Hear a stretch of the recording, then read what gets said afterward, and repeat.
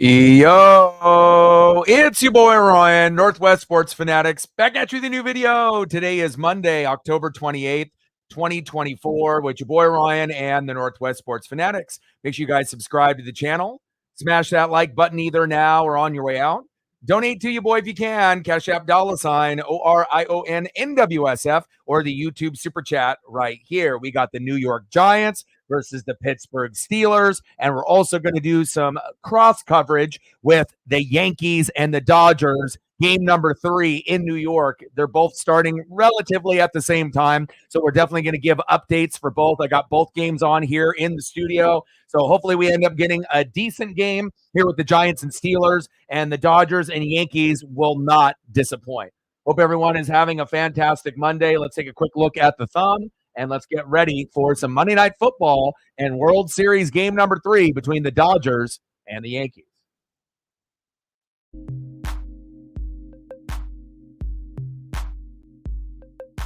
And on the thumb, on the left, it's Danny Dimes, Daniel Jones. And on the right, for the Steelers and the terrible towels, TJ Watt. Let's go. So it looks like they're bringing out Fat Joe there in New York, but that's not going to compare to what Ice Cube did in LA. Nice try, though. You know, they could have had somebody better. And I feel with that performance that we saw from Ice Cube, you know, I've seen a lot of like pregame performances in my lifetime, you know, watching since like the mid 80s. And I honestly feel that Ice Cube performance was probably the best that I've ever seen as far as hyping up the crowd, you know, for Dodger Stadium to win game number 2. Shohei Ohtani ended up injuring his shoulder, but he is going to be active and starting in game number 3. And I don't think necessarily Fat Joe here is the worst choice, you know, but they definitely could have went with someone a little bit bigger, especially if they went for Ice Cube there in LA. Michael in the building, what's good? Sarah in the building, what's good? Cool Kid in the building, what's good? That Jeter will score more? Yeah, probably. That might be true. I know he's throwing out the first pitch tonight, and definitely excited to be able to see what we got here in game number 3. And then as far as, you know, World Series coverage, we did game 1, and I ended up watching game 2. We're watching game 3 right now while we're covering Steelers and Giants. Tomorrow's schedule, we will be doing World Series game number 4 and game number 5 in New York. And then obviously on Thursday Night Football, it's going to be the Texans and the Jets. So even though we're not doing the World Series game number 3, we will be covering both at the same time here with Dangerous and the Steelers, as well as Fat Joe and the Yankees, as both are on the TV screens as we speak. Daniel in the building, what's good? Like, sub, donate, comment, share. If you haven't smashed that like button yet, please do. We're going to shoot for 20 within the first hour, 30 to 50 overall, and then obviously we'll be shooting for 100 in the donos on every single stream. Let's go, baby.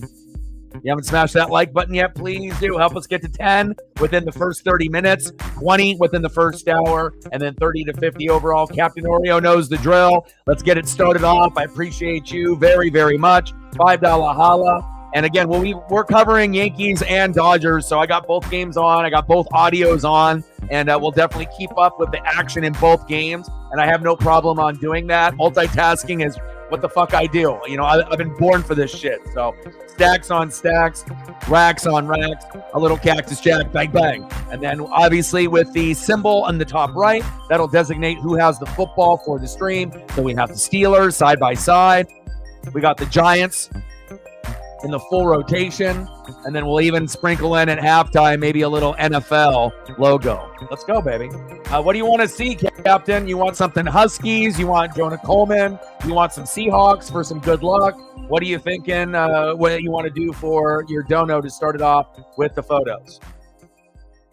You know, and not only was Ice Cube, you know, better, you know, like I said, that performance was incredible. Like, that got your hairs standing up on your arm. And even if you're not a Dodger fan, or even if you're not an Ice Cube fan, you know, you've heard a lot of his songs. Most people that, you know, are 40 and up are very familiar, you know, with Ice Cube and NWA, and on Dub C and everyone else that he's kind of linked with.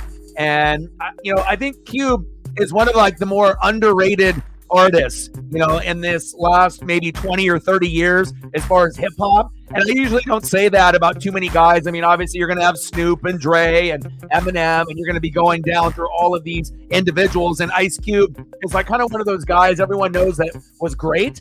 Obviously ended up going into Hollywood, and some people, might put that against him. But dude, if you have a chance, to be like Ice Cube, Ice-T, or like Ludacris, and you can actually hit Hollywood and make a name for yourself, make more money, and obviously still, do what you do at that particular time, and you're kind of evolving in your life and career. I mean, how can you hate on that? I mean, like I said, Ludacris, I feel, is one of the most underrated. Ice Cube, same thing. And coincidentally, they both went into movies. And obviously, if you watch Law & Order SVU, Ice-T is the man. And I absolutely love what we have been getting in pre-game performances. But the one with Fat Joe, again, you got a lot of other guys that you could obviously bring up there. And it's not like you're going to be able to bring up someone like Diddy, because we already know the situation with Diddy, right? But, Jay-Z, but even though he's linked with Diddy, Jay-Z would have been a better performer,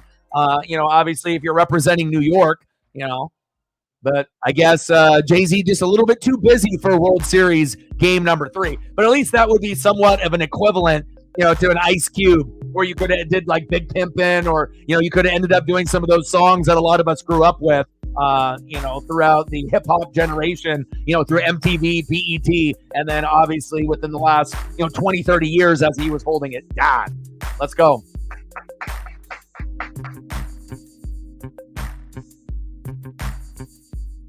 Oh, good choice. I like that. Let's do that. And then when we end up, 50 Cent, but 50 Cent really doesn't have the same kind of vibe.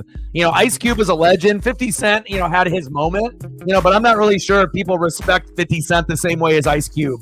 I feel like 50 Cent had his moment, and obviously being linked with Eminem and Dre was huge for him. But if he wasn't linked with Eminem and Dre, would 50 Cent be 50 Cent? I don't know.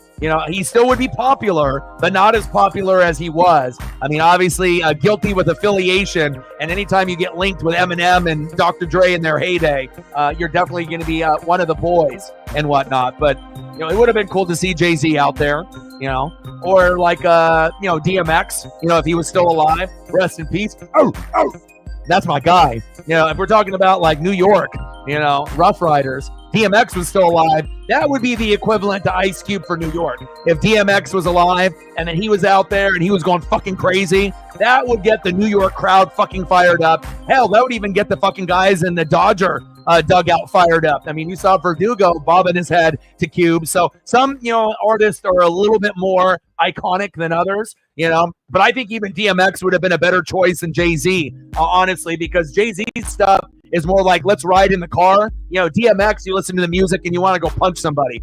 And I think Ice Cube, it gives you that kind of riding music as well.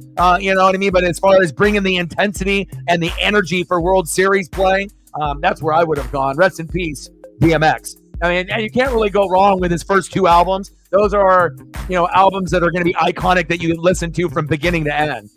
Big facts. And then when we end up doing food, you got any specific food that you want? Are you thinking like ribs or steaks, or are you thinking like tacos, burgers? You think about it. You let me know, and I am looking forward to doing that. We'll bust out a few photos at the end for some food. We can do it at halftime as well. Let's go, baby. Appreciate you. Captain got us at 5. World Series is on. Monday Night Football is on, and I believe there's quite a bit of NHL and NBA that's on as well. And I did get a post from the Blazers today that they used to do these Dairy Queen Blazer glasses when the Blazers were in their heyday in the 90s.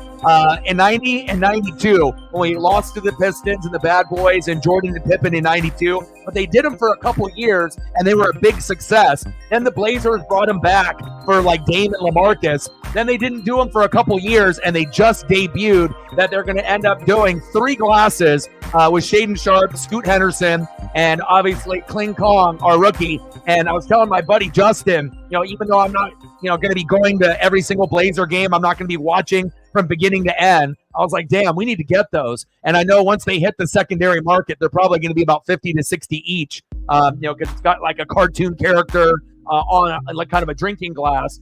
But it's nice, and again, it's something that is a part of who we are here in the Pacific Northwest. So we're probably not going to be able to go to the games because they're during the week, but I'll definitely be scouring eBay as we, get to those dates. They're going to be releasing them about once a month. So they're going to have one on one game for a month. Then you got to wait a month, and they're going to have one debuted on another game, and then the last one. So definitely looking forward to that. I definitely want the Shaden Sharp glass first, and then probably Kling Kong and Scoot. But you know how it goes with being a collector. Once you get one, you're going to want the whole set. So, all right, here we go, baby. Giants and Steelers. And the only thing the Giants got going for them with their 2-5 record, both of their wins are on the road. So I'm not saying that they're going to win today. They'll probably get their ass kicked, but hopefully the Giants will make some plays with Jones and Neighbors to make it somewhat interesting here. Let's go. Ooh, Chinese food. Nice. Let's go. Canadian music in the bill. Oh, yeah. Dennis Allen should have been fired years ago. I think that he's a good coordinator, but not a good head coach. Just like when they thought Nathaniel Hackett was going to get it done for Denver. Some guys are just meant to be coordinators, right? And some guys, can take on the role as being a head coach. And, yeah, they definitely – it's really been more injuries than Dennis Allen. It's been a number of things, but definitely Dennis Allen needs to go. I agree with that. Play action. There we go, Russ. And Russell Wilson is looking just like he was in Denver. He might not be that same quarterback, as a top 3 in Seattle when he was in his prime. But Russell Wilson is still better than about 10 quarterbacks in the NFL right now. I wouldn't say, he is a top 10 or a top 16, but I would say he's a top 20 quarterback, top 20, top 22. And sometimes he'll play like a top 16 quarterback with even sometimes a top 10 performance here and there. Russ, hands off. Najee. And we got Yankees and Dodgers starting off here as well. Let's go. What a day. One of the only days when you're going to get basketball, baseball, football, and hockey. As a sports fan, there's going to be something for you to be able to enjoy here tonight.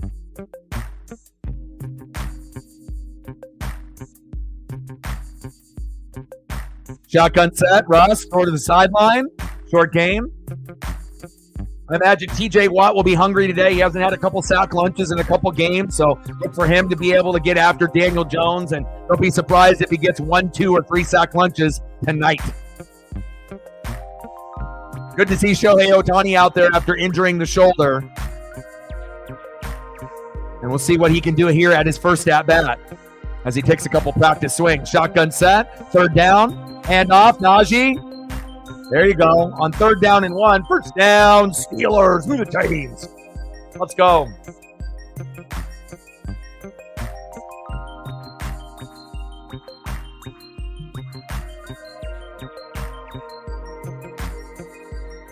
Nice running by Najee.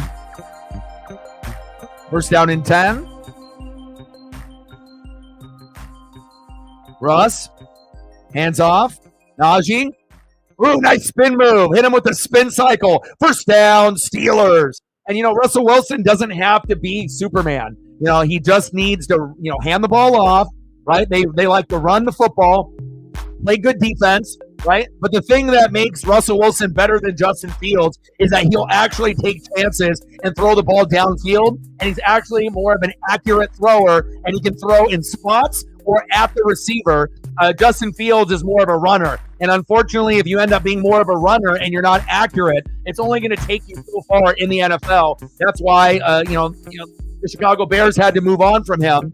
And, even though he had a pretty good record for the Steelers, it's pretty clear the supporting cast on the offense, really George Pickens, that's the player that's going to benefit the most by having Russell Wilson there, as well as the tight ends, Freiermuth, and the other receivers. Because with Justin Fields, you're not going to get the ball. The running backs are going to get the ball. He's going to get the ball. But if you're Freiermuth or Pickens, you don't really have a whole lot of fantasy value with Fields playing. But now with Russ, the value is much, much higher, where you assume that Pickens should be able to get in the end zone at least once a game. And if it's not once a game, once every other game. And there is going to be games where Pickens scores twice. And the same thing goes for Freiermuth. So I'm definitely excited to see this offense open up a little bit, even though I'm not really a fan of Russell Wilson, the man off the field. I think he is actually a decent quarterback this year and obviously last year in Denver. Jaylen Warren, baby, fresh off the injury. First down, Steelers.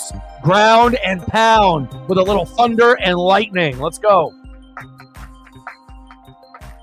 Like, sub, donate, comment, share, baby.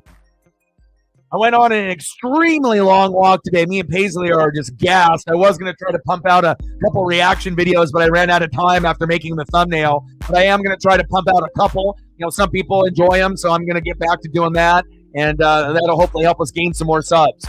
Handoff. Warren. And he gets roughed up by a couple Giants. Sit down.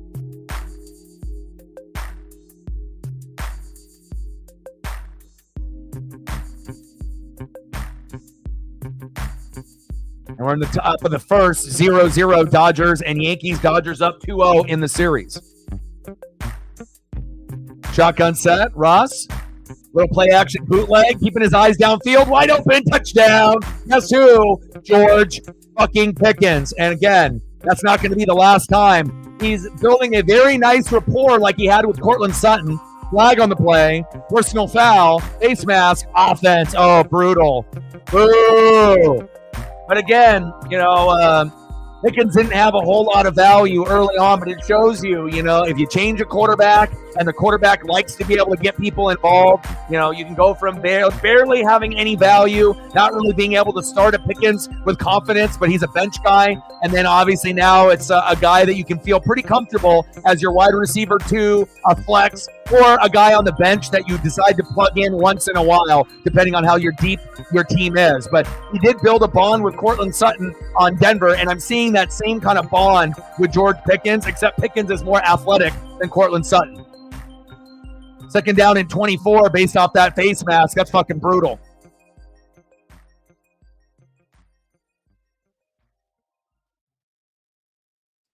Little draw to Jaylen Warren.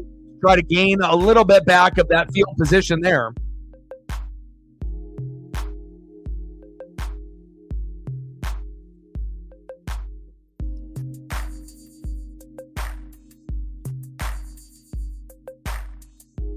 Shohei at first. Top of the first, 0-0 Dodgers and Yankees with one out. Next up is Freddie Freeman. Third down and 20. Shotgun set for Russ. They rush 4. Pressure on the edge. A little check down to Jaylen Warren. Hits the brakes. Hit him with a skirt. And gets clobbered. And then Chris Boswell should be coming out here for a field goal to give him that 3-0 lead. We're at 10. Let's get to 20. And then hopefully we'll get some more people in the building. And again, I will be doing World Series Game 4 and 5 Tuesday and Wednesday, and then we'll do Jets and Texans on Thursday.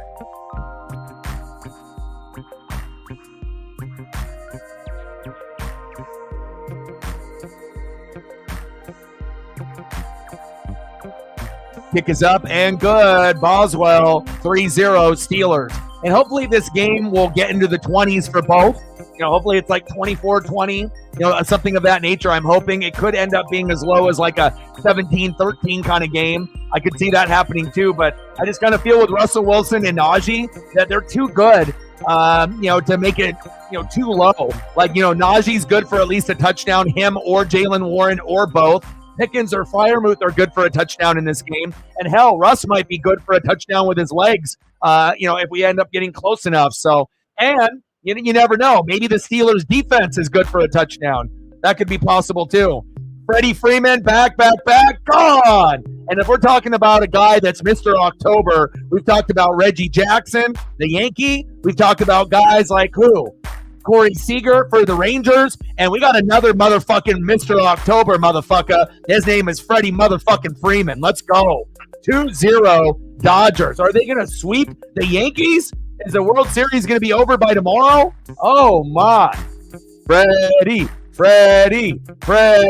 I mean, I've seen a few guys have moments like this, over the course of 40 years. But Freddie, obviously has the best eyes on the team. He knows when to swing. He's got the best plate discipline. But the thing that you're not really known for in Freddie is coming up with huge monster home runs in the clutch. Normally that might be more like a Mookie or a Shohei or a Teoscar, earlier in the year. But Freddie is really finding a way to cement his legacy as a first ballot Hall of Famer for the Braves and the Dodgers. Fucking incredible. Fucking incredible, man. Love seeing Freddie have success. His son was in the hospital a few weeks back, so I know he's doing it for the family out there as well.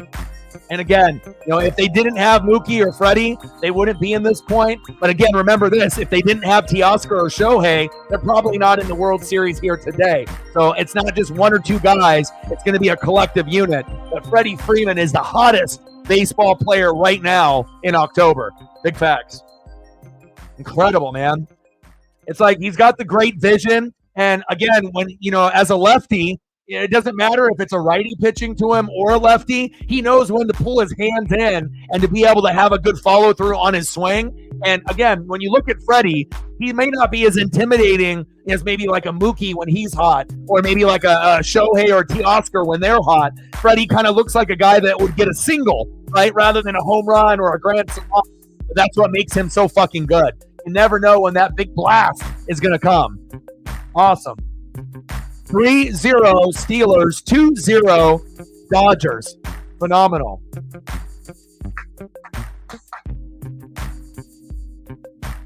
And I saw that a kid ended up getting the Freddie Freeman Grand Salami Ball, where his parents lied to him and said he was going to the fucking dentist. And lo and behold, they pull up to the stadium and said, oh, we lied. We're going to the World Series. And lo and behold, this kid is the one that ends up getting the ball. Now, it's not going to be as worth as Shohei's 50-50 ball. Ended up going for like $4 million, but still, what a cool souvenir to be able to get, obviously, in Dodger history. All right, here we go. We got Daniel Dimes. Let's flip the logo. Let's see if the Giants can do anything. Now, if they had Saquon Barkley still, things would still be a little bit of flash and excitement. We'll see what Tracy can do at running back. At the moment, Wan'Dale Robinson can catch, 6, 7, 8, 9 passes, but again, not for a whole lot of yards. But if you're looking for a George Pickens type of player, that's Malik Neighbors on the Giants. Let's just see if Daniel Jones can get him the ball like Russell Wilson did with George. Hand off right up the gut. Short game. Ohtani is playing tonight. Yeah, I got both games on right now. They probably gave him a couple injections. And I know he's a very strong individual with his shoulders. I don't know if he's like double jointed, but I've seen him in photos, do a lot of awkward, weird positions with his arms for stretching and whatnot. He's very flexible. So I imagine he had trainers working, on his shoulders and on his arms, making sure they got massaged properly. Probably had some kind of painkiller or injection, and he's out there. Handoff. Tracy trying to get that yardage. Megan in the building. Appreciate you coming in with a big $100 dono. You and Reflect and Captain. Sarah and a few others have been big, big, big. Thank you so much. Stacks on stacks. Racks on racks. Our little Cactus Jack. Bang, bang. We got Dodgers and Yankees. 2-0 Freddie Freeman with a 2-run blast. We got 3-0 Steelers. And we got Captain and Megan in love and supporting the NWSF. Thank you so much. I appreciate you. Let me know what you want to do for photos periodically through the stream. Captain wants some food photos at the very, very end. So if it ends up being something that's like meat related, we'll get your photos done before then. So that way, if you have to go before I start showing, Mexican food or whatever, we can make sure we get all of your photos taken care of. Thank you so much. Appreciate you, Captain. Appreciate you, Megan. And again, appreciate you, Sarah, for filling in the duties at the moment, since I currently really don't have a lead mod. But I'll have a few of the mods kind of step up and, play the role of lead mod until we figure that out. And I appreciate the hard work of you coming through. Jones going deep, got him in. First down, Giants, Darius Slayton. Move the chains. Daniel Jones, every once in a while, actually will make a decent throw, but we don't see him test corners and safeties. He plays the game as if he's afraid to lose. He doesn't play the game to win. He's like always looking over his shoulder, thinking he's going to get benched or, is going to play bad. And I get it. Your ceiling is limited. But if you want the Giants to be somewhat fun to watch, even if you're going to lose, you got to throw the ball down the field. And you got guys that can catch the ball in Slayton as well as Malik Neighbors, as Wan'Dale Robinson. You got 3 of them. So let's throw it to those guys. First down and 10, play action fake. Jones, little check down. That was a very Eli Manning looking type of play. Sometimes when I see Daniel Jones, I get a little flashbacks at Eli, but Eli was a better player than Danny Dimes. We're at 105, 95 to go for the secondary goal. 2-0 Dodgers. We're covering both games at the same time. Walker Buehler has not been very good, in the regular season, but come playoffs, a little bit better. And this will be a good opportunity for the Yankees to try to be able to get this must-win game. But the next 3 games are in New York. So you have to try to tie it up as soon as possible before it gets back to L.A. Tracy, nowhere. Good defense. Loss of 2. And sometimes you just need someone to kind of get it started early on. And thank you for Captain and Megan for doing that. The longer you go, it's harder to be able to hit goals. So thank you so much for your guys' love and generosity to the channel. It means a lot.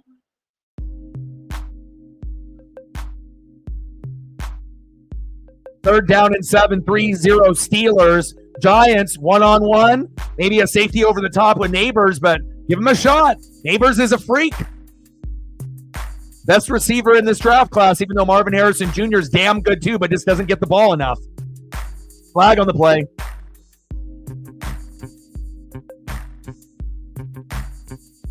Love it, man. We got NHL, NBA, MLB, and NFL.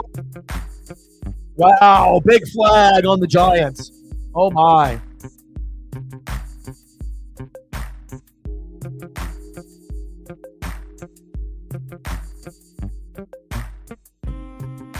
They're down in 12. 2-0 Dodgers. Walker Buehler with a walk.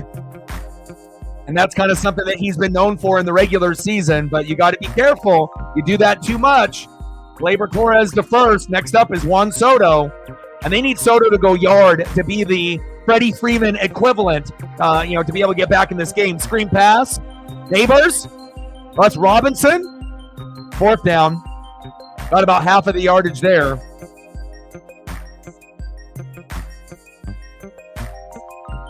Nice catch by Wan'Dale Robinson, but for him, it's a lot of little checkdowns. A lot of his catches are going to be from like 2 to 9 yards. So he might get 6, 7, 8, 9 catches, but sometimes he's only getting like 20 to 50 yards. So for PPR's sake, you're getting a point for every catch, but we need those yards to be able to use that player in fantasy. I got him on my bench, but I can't play him unless he starts getting like 70 yards and above. If he starts doing that, then I can actually play him.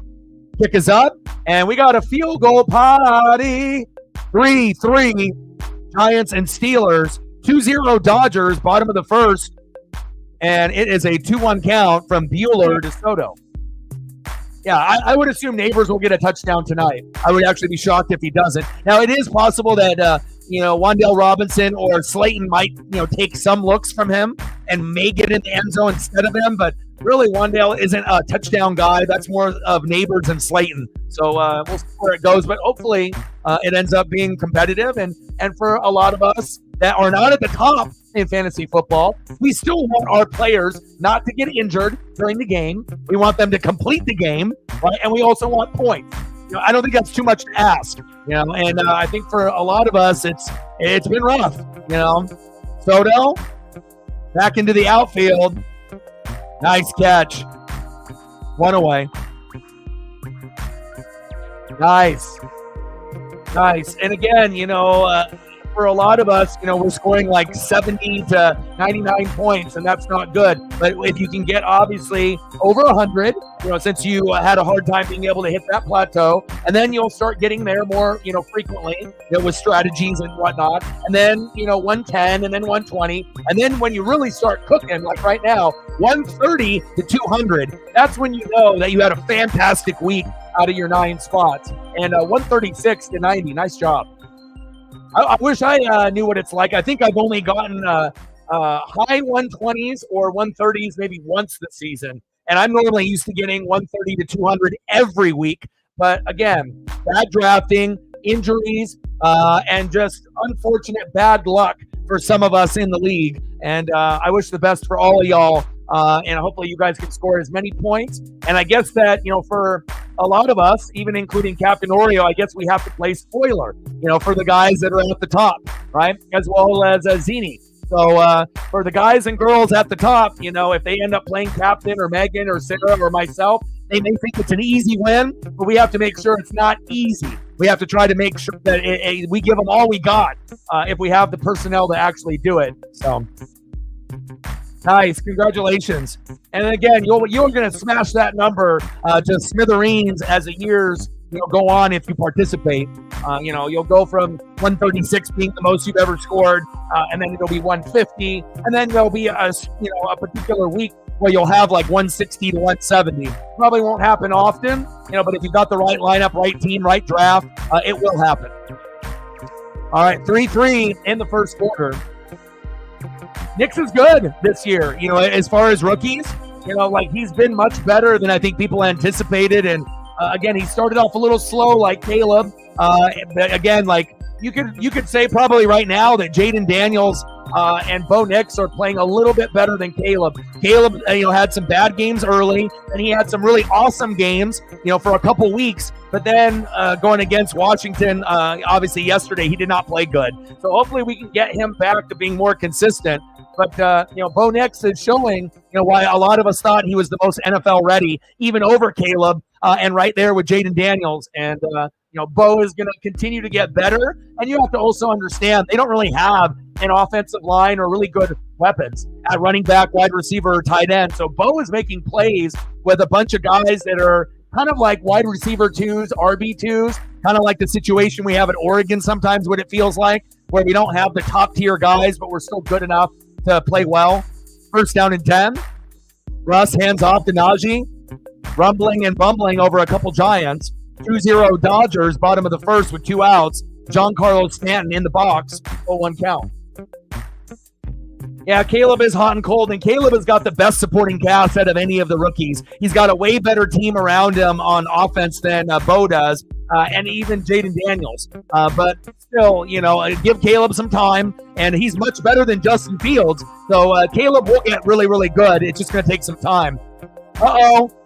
Down the sideline. First down, Steelers. And like I said, every quarterback, develops at their own pace. Some guys are going to get it in their first year. Some guys are going to get it in their second year. And some guys, it takes until their third or fourth year until they get it, or they have to go to their second team, and then they figure it out. But I don't think that's going to be the case for Caleb. He will be a Chicago Bear. It's just a matter of him getting more reps, watching more film, and getting more comfortable with the speed of the NFL game. And they have a good record. Overall, they're much better of a record than we anticipated, even with the loss to Washington. Najee bouncing it to the outside, the 20, the 15, the 10, out of bounds. Najee Harris through the chains.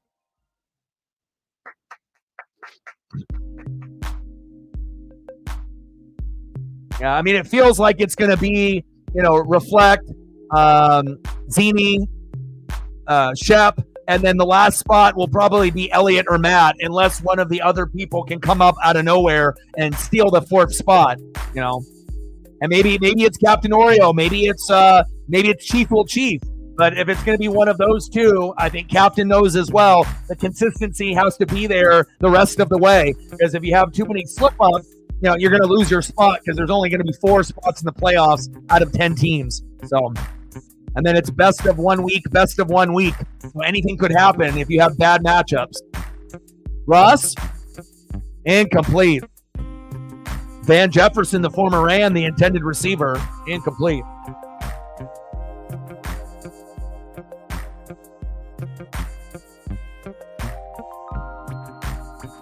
Yeah, and essentially, Shep has won the league once. Zini has won the league once. So, it's not like those are players that can't reflect won it last year. Looks like he's going to win it back to back. And then again, if we get that fourth person in there like Matt or Elliot or Chief or Captain based off record, if they can catch up, since me, Sarah, and Megan are too far behind, you never know. Russ, pump fake. Almost intercepted, incomplete. Looks like we're going to have to bring out the field goal unit again here. But Russ will get a touchdown to, Freiermuth or Pickens before this game is over. And then you got to feel that Najee will get in the end zone or Jalen Warren as well. So.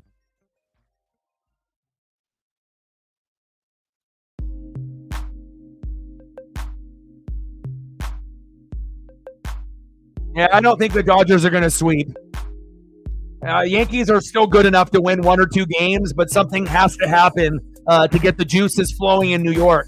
It's up, and it's good. I mean, you got Soto, you got Judge, you got Giancarlo Stanton, you got a lot of role players in that lineup as well that could step up, And, the crazy thing is, remember I said at the very beginning of the World Series and the playoffs, I said the number one thing that's going to determine the World Series champion is pitching and defense. And I think a lot of people thought the Yankees had the better pitching and the better defense, but coincidentally, the Dodgers have actually outpitched the Yankees, which has been a big surprise. And their defense has been better also, except for Tommy Edman. But again, the Yankees have had some bugaboos as well. But overall, the pitching and the defense has been slightly better for the Dodgers, and that's why they're up 2-0. Not just because they were at home, but the pitching has been a little surprising, like surprisingly good from LA. And I think that a lot of people thought that they would be okay, but not great. And that's what we've gotten up to this point. So, the Yankees pitching has to be great, but their hitting has to even be better tonight. They have to get the fans involved. Otherwise, if they get down 3-0, they're probably going to lose in 5 games, because I think based off the passion and the pride, I don't think that they would just roll over and just get swept. Now, if the Dodgers do it, they do it. But I think the Yankees are still good enough to win 1 or 2 games. And if they win the next 2, anything is possible. The Dodgers could end up coming back and winning in 7. That would not shock me either. There's a reason why these 2 teams are here. But if that were to happen, we need to see Aaron Judge be Aaron Judge. We need to see Giancarlo Stanton hit a grand salami or a big 2-run blast. And we need Juan Soto to, get on base as well as hit homers like every other game. And if you can get that to happen, then they might actually have a chance to make this interesting. But right now the Dodgers are looking pretty dominant, and that was kind of the favored team. Anytime you got Shohei Ohtani, Mookie Betts, Freddie Freeman, you got 3 first ballot Hall of Famers, and who knows, maybe Teoscar Hernandez, if he stays there for the rest of his career and he ends up winning a couple World Series, chips, maybe Teoscar ends up being a Hall of Famer when it's all said and done. It's possible. He's kind of like one of those guys that you would think that might be borderline, but if he ends up being like a hero, over the next few years and making some big plays like Freddie Freeman has this season, I don't think it would be that shocking, if they ended up maybe not being a first ballot Hall of Famer with Teoscar. He might have to wait like 3, 4, 5 years. But if he has a great rest of his career and he plays with the Dodgers, yeah, there is a chance that he could be that 4th guy, in there. Big facts. Finley in the building. What's good? How are you?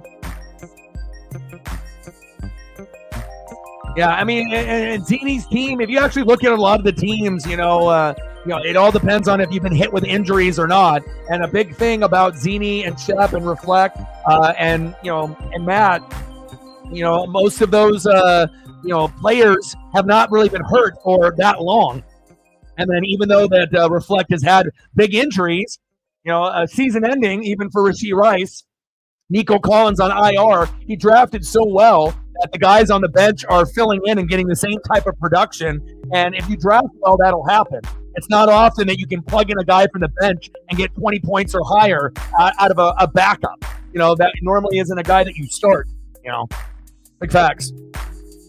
Top of the second, 2-0 Dodgers. Kike Hernandez, one of my favorite players on the Dodgers. Role player, Mr. Do-It-All, and he gets hot in the playoffs. And we need to get number 1 on the Giants, the football, Malik Neighbors, 6'3", Steelers.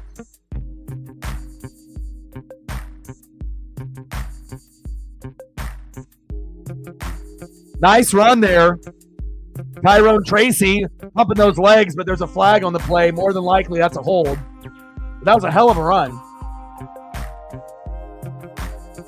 What an electric run by Tracy, but I believe it's coming back. Holding, offense, brutal. Anything we see something cool that happens, it always ends up being a flag, doesn't it? I did not know that. I think you might have mentioned that to me back in the day. So you like Marlins, you like Panthers, you like the Gators. How come not all from like the same area? How come, from one area and then another area? Is there a specific reason for that? Where you like one baseball team from one state and then an NFL team from another state, and then your college team is on the same side as the MLB side. Is there a particular reason for that? You have some kind of a connection or family that lives in those areas? I assume that's probably what it is. Either you lived in both areas or you have some kind of connection with the other one. Little screen pass. All right, get your coffee, and then let me know what you're looking for photos when you get back, and I got you.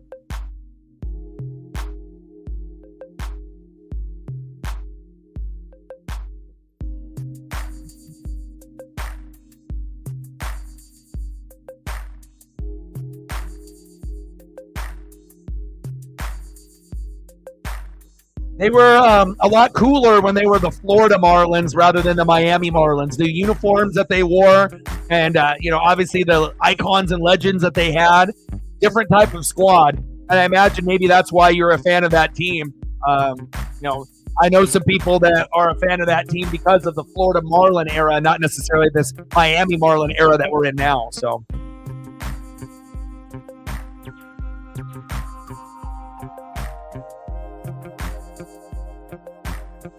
Panthers were blue, kind of like the Gators, rubbing off. Smith, Peppers. Okay, I got you. Like for me, with like Tampa Bay, with being with red, I'm not really a red guy. I'm more of a green apple Ducks or like a Mariners blue. So I feel you with the blue. And when I watched the Ducks back when I was a kid, my second team that I enjoyed watching the most was the Gators. I know we've talked about that, and that's another reason why I'm a Tampa fan. Rydell Anthony, Jaquez Green, Ike Hilliard, right? Going with Danny Werfel. Steve Spurrier used to be my first quarterback for the Bucks, but that's a big connection that I have by being a Tampa fan. It wasn't just Warren Sapp and Derek Brooks from the U in Florida State. The main reason it was because of those wide receivers, and I really enjoyed that run and gun style from Spurrier. And with those Florida Gator teams in like 94, 95, 96, that shit was epic for me, growing up, being 12, 13, 14, 15, 16 years old. Loved that era of Florida Gator football. Nothing will match that. Epic. First down and 15. Shotgun set. Danny Dimes with a little check down with a blocker downfield. Hat on a hat. Tracy is really tough for a little guy. He's kind of built more like a Jalen Warren. Very, very tiny, right? But he plays like Najee. He plays like Saquon. He plays much bigger than his frame, and I like that. He's not afraid to dip his head in there and try to truck somebody. Ooh, roughing the passer. Oh, my. Alex Highsmith.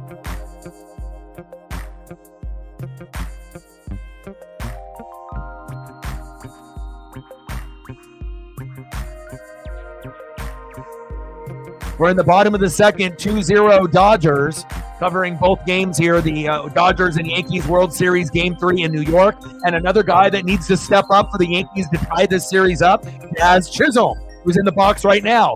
You play with all this swag and aura and confidence. You like to talk shit, and again, you got great Jordan wardrobe. I know you went and tried to get Jordan's autograph when you were a kid, and he said, obviously, get better, and then, maybe we'll talk. And then obviously he ended up being a pro.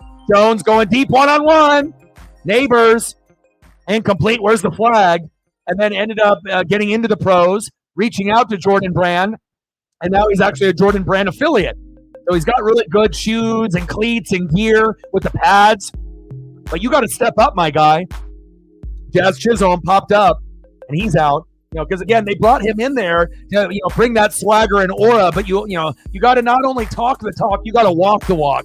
And he hasn't really been able to do that just yet. But it definitely is in him. He's one of those guys. He's got that extra, swag aura. He just needs to be a little bit more consistent. And maybe this moment is a little bit too big for him at this stage of his career. Tracy, game tackled there by a couple Steelers. Next up for the Yankees, Anthony Volpe. Bottom of the second, 2-0 Dodgers with 1 out, 1-0 count from Walker Buehler to Anthony Volpe. End of the first quarter, 6-3 Steelers. Anything that you want to be able to see photo-wise? I'm going to do food for Captain at the very end because that's what he requested. Let me know what you want. You want Kraken? You want Hawks? You want some of the regulars with like Anson? You let me know whatever you're feeling today, and I got you. Like, sub, donate, comment, share. If you haven't smashed that like button yet, please do. Trying to get to 20 within the first hour and a half, if possible. And then 30 to 50 overall if we have the volume. We're still 10 away from getting to 20. We're at 10. Now we need 9 more. Thank you so much. 9 more to go. Appreciate you.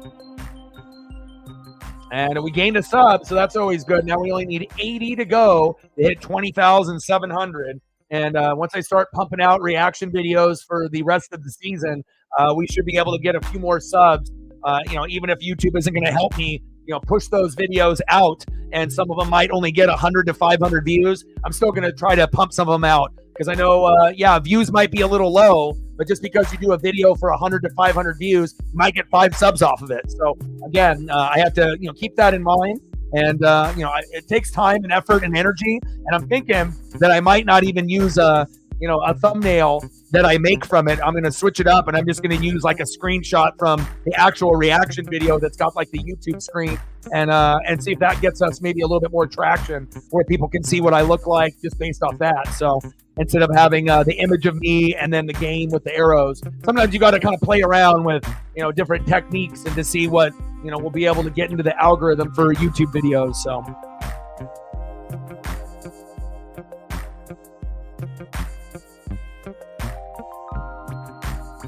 Bottom of the second, 1-1 count, 2-0 Dodgers and Yankees. 1-1 pitch from Buehler to Rizzo. Big swing and a miss. Behind the count, 1-2.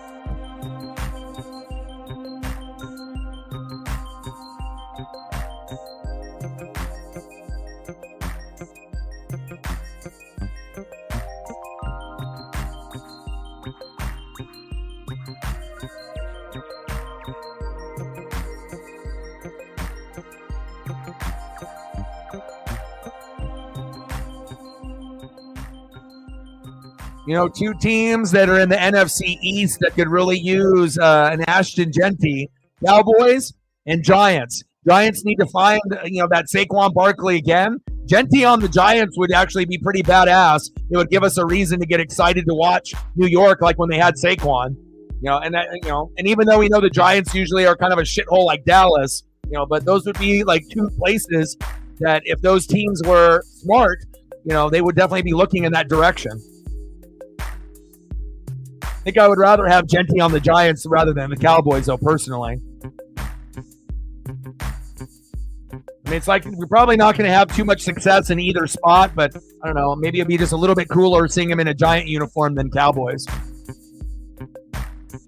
Like if they had a different owner and a different coach and a different vibe, then yeah, Dallas. But it's like I just don't want him to go to that team and then they lose, over and over and over and over until he ends up leaving the team. But you never know.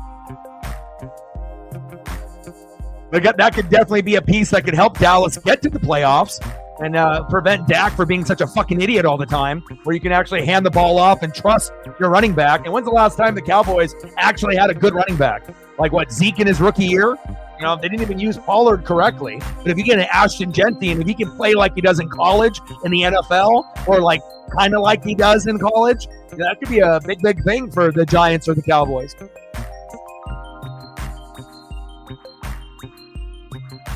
All right, I got you some Anson here in just a second. 4th down and 2. See if the Steeler defense can step up. And no, they don't. There's neighbors. 1st down, Giants. There's some points there for Megan.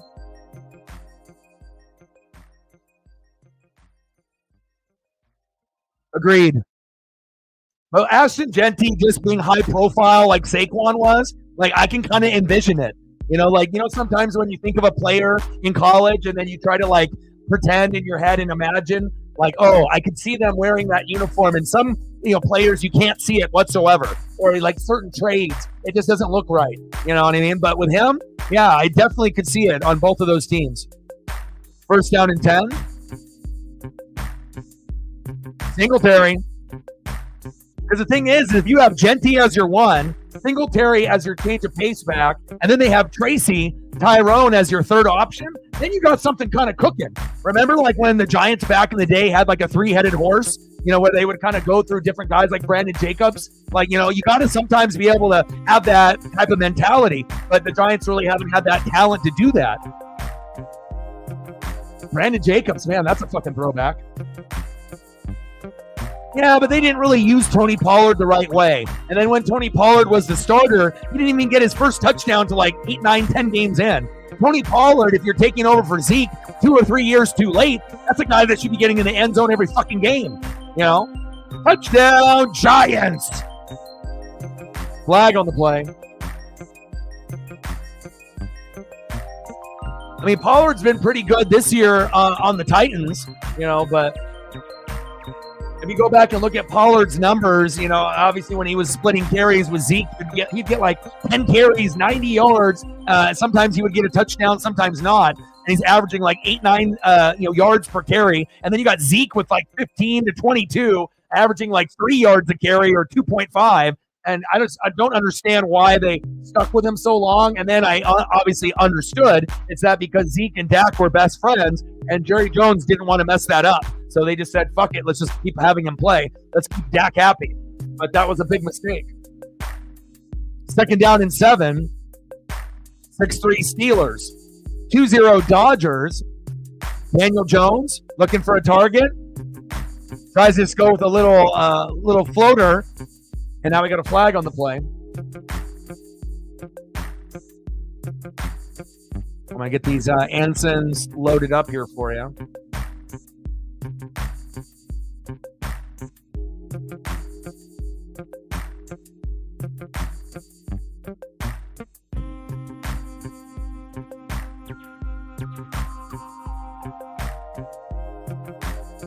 Illegal formation. Uh-oh. Both teams shooting themselves in the foot. Anytime you're, in the red zone or even from the 20s to the 20s, you got to limit the damage that you do to yourself. Come on now. I mean, both teams should have touchdowns already.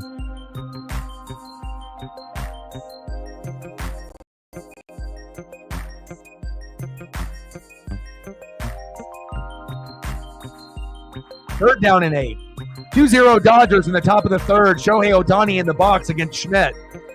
Shotgun set. Third down and 8. Danny Dimes. Floater. One-on-one. Got a man. Neighbors. Touchdown. But out of bounds. Oh.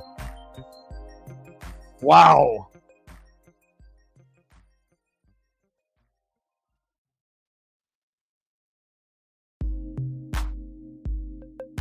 Yeah, left foot down, right foot out of bounds. That's tough.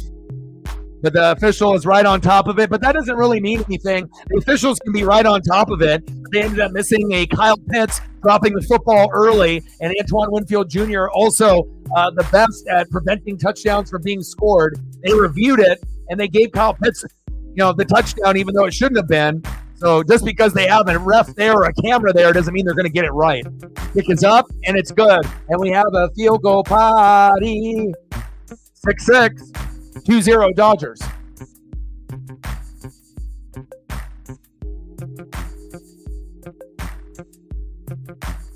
Get some photos up here for Megan. We got Captain Oreo's food photos at the end.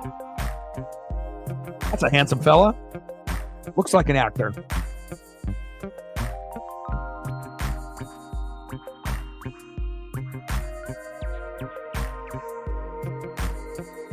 And I love being able to see people transform, longer hair, shorter hair, beard, no beard, and you get to see people look different, play different roles, and you really can understand the depth of the particular actor or actress. Like, I was going through The Penguin, and I haven't got a chance to watch it yet because obviously it's on the Showtime app, and they have 2 more episodes left. I believe they're doing 8.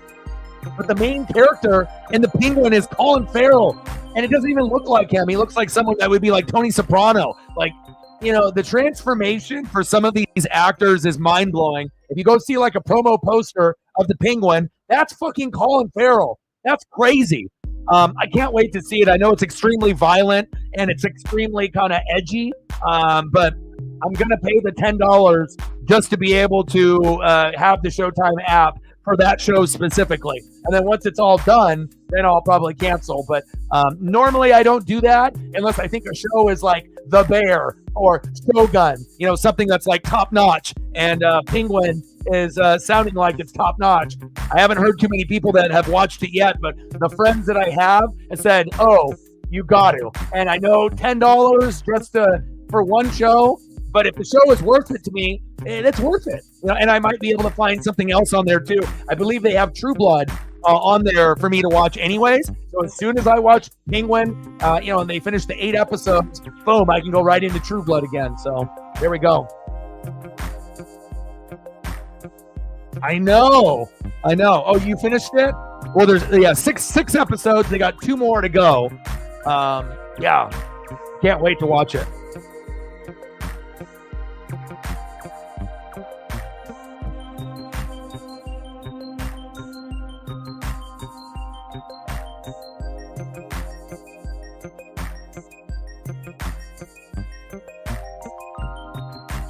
Let's go through these photos one more time real quick here. Giving her some Seahawk love. Let's win that division. Everyone is like tied, right? Everyone is like right there. Let's get the Hawks to win the division. Let's stay healthy the rest of the year and then win the division over the injured Niners, the crappy Cardinals, and it feels like the Rams might be the biggest competition. Like the Niners are going to be competition too, because eventually when they get healthy, you assume that they're going to be obviously better than what they've been showing. But again, even though they're injured, they sure did beat the shit out of the Cowboys. So obviously, the Cowboys are in much worse shape than an injured 49er team, but it's going to come down to the Niners, the Rams, or the Hawks, most likely. 6-6, Giants and Steelers. Yes, definitely a game that you could lose. And obviously, I think every fan knows that. The Rams with Puka and Cooper Kupp. Sean McVay's a brilliant coach. Yes, they don't have Aaron Donald anymore, but that defense is still playing once in a while. Like, he's still there, so you have to respect it. And I feel that might end up being like the new rivalry. Like, obviously, it's always going to be Hawks-Niners, but I feel like the teams that are like kind of mirrored to each other, match up very well, is the Rams and the Hawks, the way that they're built. The Hawks have receivers, Rams have receivers, Hawk has a good running back, Rams have a good running back. Obviously quarterbacks are a little bit different because Stafford is aging, and Geno sometimes is going to play good, sometimes not so much. He's going to be up and down like Stafford, but there's a lot of similarities with the Rams and the Hawks. Little check down from Ross. Come on, Najee. What happened to my hands? Come on, Najee.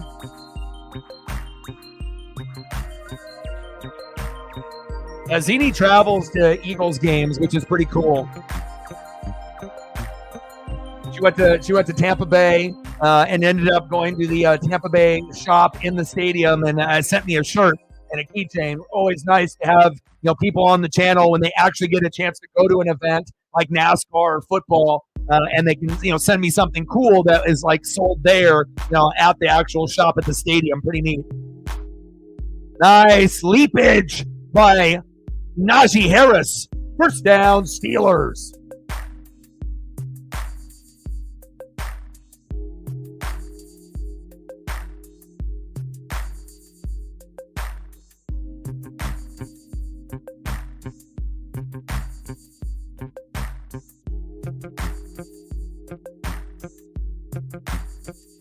Heck yeah, please do.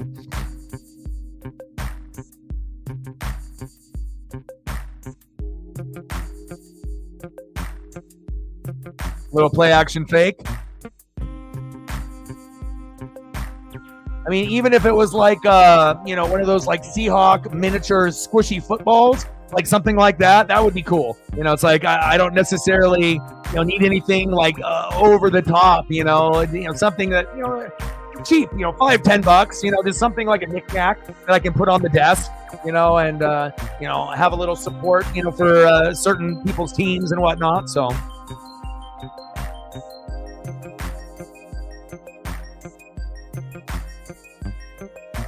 Shotgun set. Or if there was, something like Steve Largent, that was available, that would obviously be like number one for me. If there was something like unique, and different, but something like Steve Largent would be like on the top of my list. That would be like, that or Marshawn Lynch, something like that. Or Cortez Kennedy, Walter Jones, any of like the Hall of Famers. First down and 10. Play action fake. Little check down. Najee. Hit him with a little shimmy and a shake. First down, Steelers.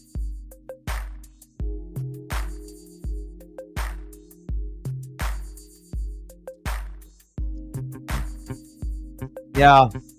Or maybe even like stickers. Like see-through stickers.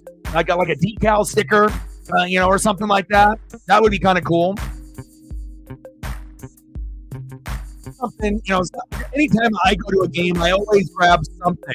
Like if I'm at a Mariner game, a mini bat, something, that is like not expensive, but it'll be like a memory that you have if you don't get a ball or like a bat or a glove. Like, you'll have something to be like, oh, this is from when I went to this game. And I've always done that ever since I've been a little kid. Like, I always want to make sure I grab at least one thing, t-shirt, whatever, so that way I have a memory just in case I don't make it the ultimate memory where I end up getting like a ball. And thankfully, I've been very lucky to be able to get a couple of those in my lifetime. And off to Najee. Now the Giants are converging on that. Nice gang tackle there by the Giants. Davidson, and we're not talking deep.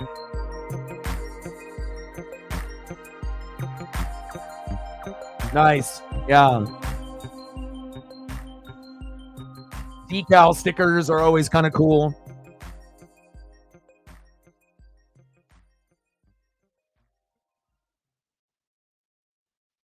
Especially if they're like clear, and it's not just like a bumper sticker. I like the ones that are kind of clear that, go on to any kind of surface.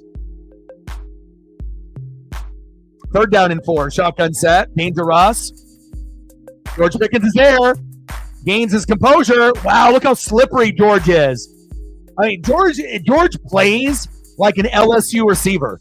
Yeah, we know he went to Georgia, but he plays like Neighbors. He plays like Jamar Chase. He plays like Jay Jetta. There's not many guys that, that come into this league that play like an LSU receiver that didn't go to LSU. Yeah, he ended up going to an SEC school, right? But he's just like those other receivers. He can shimmy, he can shake, he's got great athleticism. If they just have like a Ben Roethlisberger type of quarterback one day for the Steelers, George Pickens will end up being a top 5, top 10 player as far as wide receiver in the league. That's how good he is. But you would have to be able to get him the ball early and often, like when Ben had Antonio Brown. Like it'd be something like that, where that you have that Antonio Brown type of effect, like that good. Like George Pickens is very, very talented. Might be a little immature, and again, a lot of wide receivers are divas. We get that, right? But no one can ever doubt for a second that overall physical, genetics that he has, he's got the it. He's got the leaps, he's got the awareness, and one-on-one, he's a fucking nightmare. I don't even care if you got Patrick Surtain out there. Pickens, pretty fucking good. Russ, looking for a man, looking for Freiermuth or Pickens, get open! Incomplete. Jalen Warren ended up catching it out of bounds.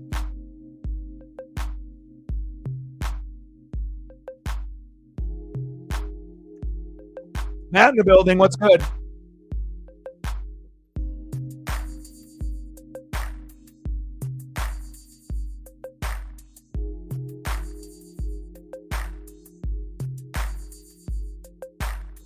But there's kind of a reason, wide receivers are going to be that particular way. That they do things on the field that no one else can do, and sometimes they're the most athletic player on the field. So it's like, I'm trying to maybe like a shooting guard or a small forward. Being someone like a Jordan or a Kobe or a LeBron, that's kind of in their minds. Like they are unguardable, unstoppable. They want the ball, and there obviously is a lot of reason why that they want to be that way, right? Because if they do get the ball enough, they can make more plays than anyone else. It is true. They can make more plays than most tight ends. They can make more plays than most of even the running backs, unless we're talking like Saquon or Kyron Williams or something like that, or Gibbs and Montgomery on Detroit on the Lions. We know what guys are like touchdown machines, or that have a smell for the end zone, or like Joe Mixon. Those guys year in and year out, they're gonna produce, unless they get hurt, and they're very consistent. And there's a reason why, if you look at like fantasy rosters of like me and Reflect and a few others, we typically, besides this year for me, go for the same type of guys every single year, because they're consistent and there are guys, and you feel comfortable with it. 3rd down and 8. 3-0 Dodgers. Top of the 3rd. Russ. Oh my! What did I say? Doing things that only certain people can do. I told you, George Pickens. There it is. Touchdown, Steelers. And the crazy thing is, most receivers, after he caught it with his fingertips and he got blasted, would have dropped it. He did not. And that's the difference between George Pickens and these other receivers in the NFL. He plays like Jamar Chase. He plays like Amon-Ra. He plays like Jay Jetta. And he's on that same fucking level. They just need a quarterback to get him the ball. There we go. Justin Fields wouldn't have been able to make that throw. And a lot of people, we don't really like Russell Wilson as the man. We think he's a little delusional, a little crazy. But I'll give Russ this. He's opened up this Steeler offense to make it actually fun to watch. And George Pickens is actually a threat when Russell Wilson is playing, and that's fun, regardless if you got Pickens in fantasy or not.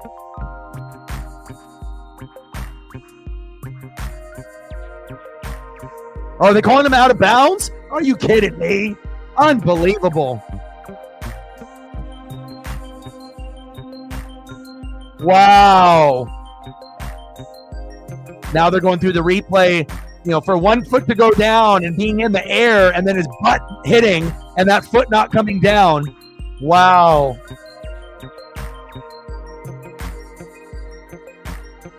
Wow.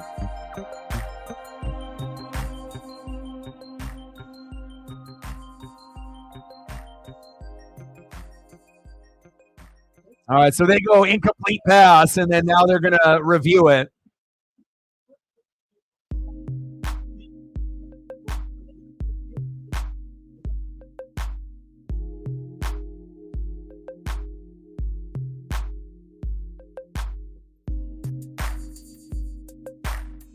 Yeah, so his right foot hits twice, left does not, and he's in the air with his left foot, but obviously hits the out-of-bound line. That is going to be incomplete. That is terrible. Like, what a hell of an effort right there. But again, that's on George, and he'll remember that play. And in the future, if he's got to play like that again, he will do the toe drag swag where he'll put the foot down and he'll tap it to try to be able to get in.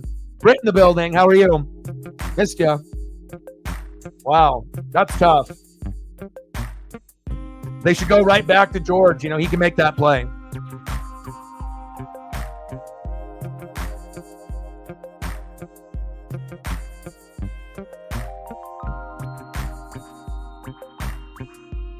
Let me start to squeeze a few more photos in here for Megan while we're at the commercial break.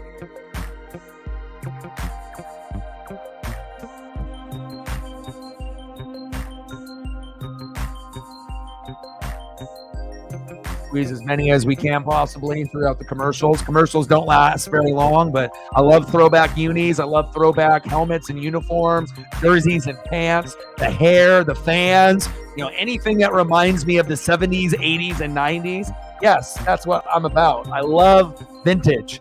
It doesn't matter if it's furniture or clothing, jerseys. I love it, love it, love it. And it just makes me get back into a time portal of back in this time period. And I fucking love it.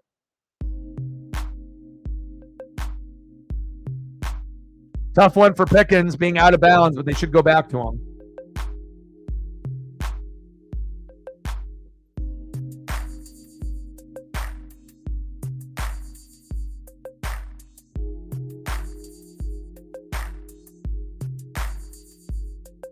That guy's pretty good.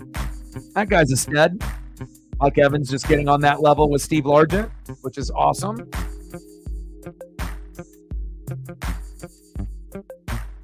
And I don't own any offensive jerseys for the Buccaneers in a long time. You know, but at one point, a Mike Evans jersey will be in the collection. He definitely has earned my respect over the years.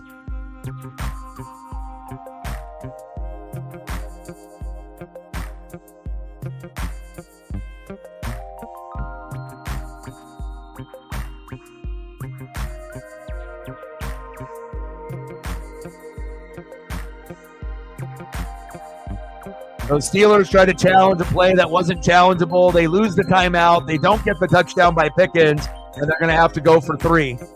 That's a field goal party. But again, Boswell makes it good, 9-6. But Pickens, you know, there's still a good chance that they're going to get him in the end zone in the second half. And then Najee or Jalen Warren, I would assume as well. So, yeah. Wirfs would be badass. Obviously, if I get an offensive lineman one, that would be the one I would get. But Antoine Winfield Jr. would probably be my first choice. I'd rather go defense first, Or probably go like Antoine Winfield Jr., Mike Allstott, since I don't own one. There's a couple that are a little bit in the priority list. Like, as far as the throwback players, I don't own a Lynch or a Rondé or an Allstott. So Allstott would be first, even though I'm a defensive guy. I already got Brooks and Simeon Rice and Sapp and all those, and Devin White and Levante David. But offensively, yeah, Mike Allstott, that would be the one. And then from the old school era, and then Mike Evans in the new school era. All right, 3-0 Dodgers, top of the third with 2 outs, 2-1 count to Gavin Smith.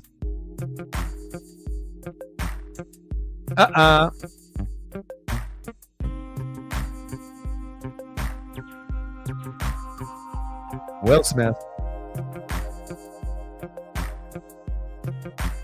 Oh, baby. 9-6 Steelers. Like, sub, donate, comment, share, help your boy out. 9-6 Steelers, 3-0 Dodgers, top of the third, 3-1 pitch with 2 outs to Will Smith by Leiter Jr. And that's, like I said, the Dodgers hitting is better, the Dodgers pitching and defense is better, and if you're better in those 3 categories, well, you're probably going to end up winning the series, let alone this game. I don't think the Yankees are bad enough to get swept, but, I mean, if the Dodgers keep playing like the Dodgers right now, it is a possibility. And then Juan Soto will definitely be jumping ship to the Dodgers next year if they sweep and the Yankees. He wouldn't stay. I mean, if you're going to be able to get $400 or $500 million, from the Yankees and $400 or $500 million from the Dodgers, I assume that he would go to where the championship is. So, first down and 10 for Danny Dimes. Get some touchdowns. Come on, Giants, you bitches. Come on, Steelers, you bitches. Let's get some touchdowns. Well, we should have had the Pickens. We've actually had, how many touchdowns have we been taken back? 2, 3? So we've already had touchdowns scored, but, refs love to take those back. But we got to get to hopefully like a 24-20, ish kind of score, I'm hoping. Hopefully, 23-20. 22-20, something. A little handoff. Tracy. Tyrone. Short game.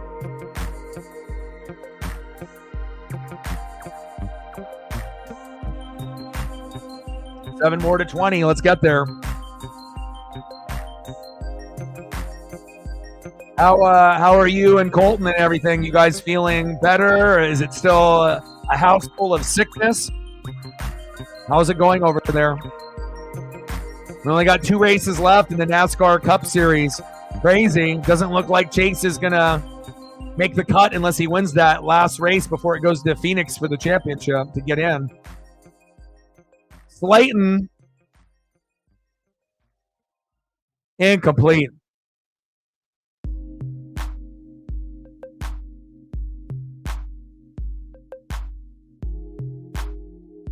Giants, 2 wins are both on the road. And again, when you have players like Neighbors, that can make plays, and Slayton is actually a pretty good receiver. Like, I would take Slayton on the Buccaneers, and I think a lot of people would take Slayton on their team as like a second or third option. Not as your number one, but if Slayton was just like floating around and, you have an injury or you just want depth, he would make a pretty good wide receiver 2 for most teams and a really damn good wide receiver 3 if you're loaded, as like that third guy, because he's a guy that can get touchdowns.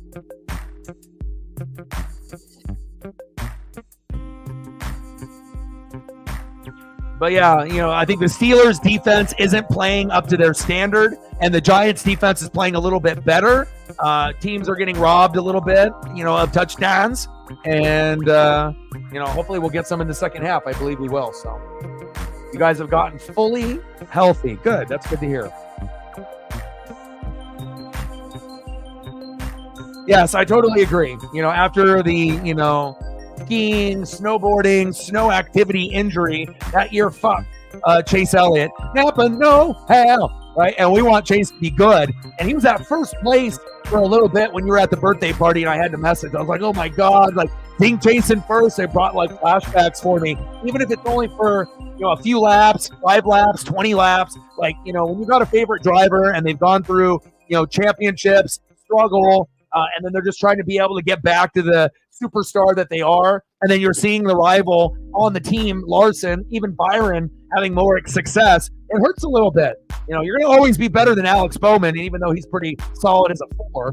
But they could always upgrade that to like Ross or someone else if they wanted to make it more elite, if someone became available to replace Bowman. But, if you're looking at Chase and you're looking at Kyle and you're looking at William, they got the squad at Hendrick, but man, I just really wish that he would have got that dub. And now we only have 2 races left, and we're going to have to wait a little while.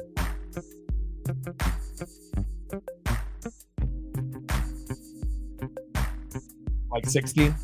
Yeah.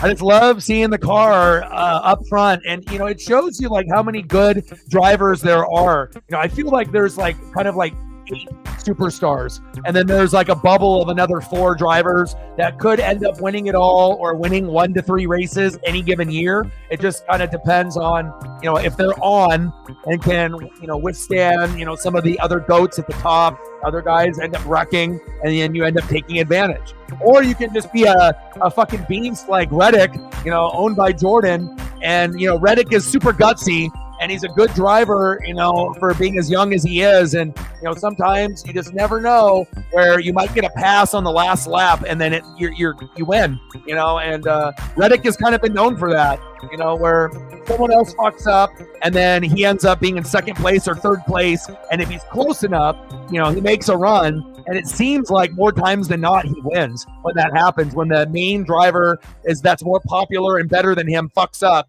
then he's like, oh, let me take advantage. Let me get myself into the playoff, into the Final 4. Russ, hands off.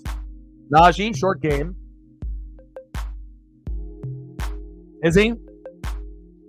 How old is Reddick? Reddick looks like he's, 28 to 32, somewhere in there. Yeah, Reddick has his own fan base. He's going to be kind of, in his own world with with the people that like Joey Logano or Kyle Busch. Everyone's got their guys. Oh, 12 noon. You know what time it is? Time for a sack lunch. Olu Nari with the sack lunch. 3-0 Dodgers in the bottom of the third. Are they going for the sweep? We'll find out.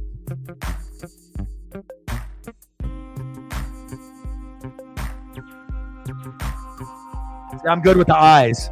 I can usually tell. See, my ESP is good. 3rd and 12.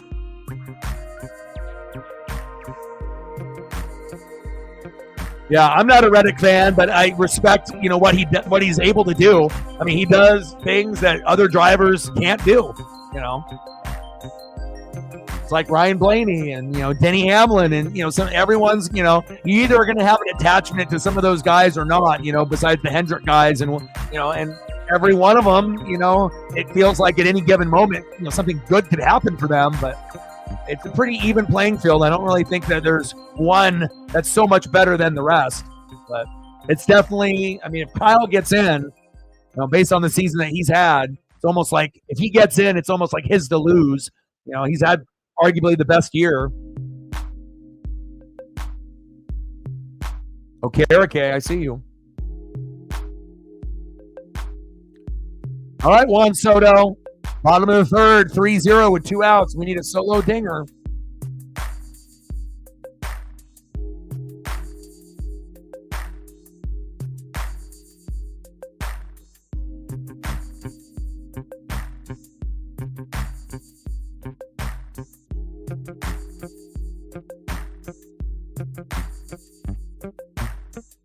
Russ, little screen pass. Pickens, get him the fucking ball. There we go. Oh. Pickens is slippery, just like Jetta. And if you actually really think about it, when you watch Lamar Jackson and when you watch Jaden Daniels, they move like a receiver. That's why, they're so elusive at quarterback, because you're not used to seeing a guy at that kind of frame, run the way they do, where they're elusive like a really good running back, but then they give you the wide receiver athleticism and speed, agility and maneuverability and being able to bounce around like a rabbit. Like, you just don't see that. And those are the type of players that end up usually being the best players in the NFL, when you have players that have that kind of structure.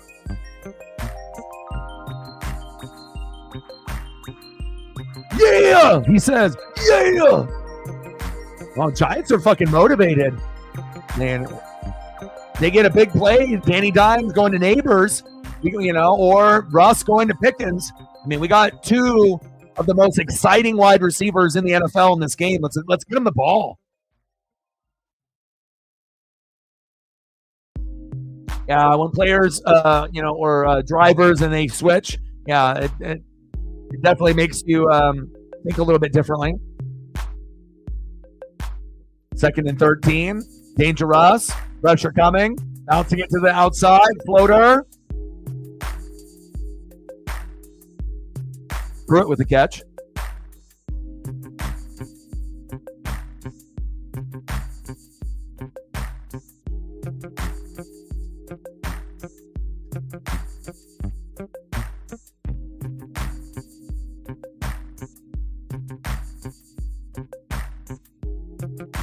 Third down and 3. 9-6 Steelers. But we are going to get touchdowns, I promise you. I'm hoping at least 2 for the Steelers, 1 for the Giants or more, but hopefully we get something here. At least one team's got to hit fucking 20.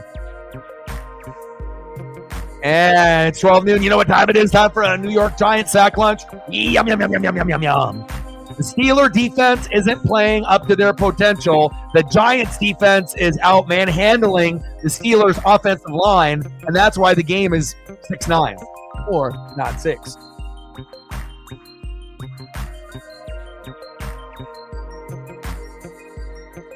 I mean, Russ was elusive there on the first attempt at the sack lunch, but not at the second. I mean, these big boys are hungry, and then when they got a hold of you, shoulder pad, jersey, leg, you're done.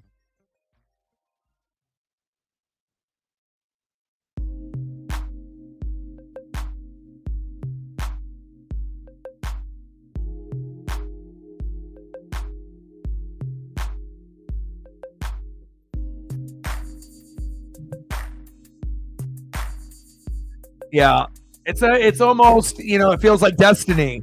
Like the Dodgers, were always going to be competitive, but have pitching like problems. and then you bring Yoshinobu over from Japan. You get Shohei, you get Teoscar, and those are like the three pieces that they needed. They needed to be able to have a pitcher, regardless if it's Asian or not, someone that's just beast mode, when it counts the most, and they finally found one that didn't get hurt, throughout the whole year, that delivered, in the playoffs, in the World Series. And then obviously Shohei Ohtani, he is Babe Ruth. There was a stat that came out that is wild. Let me see.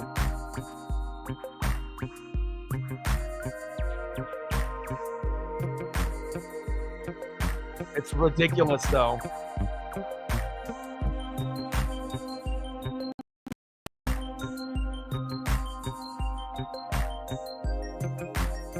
See if I can find it here.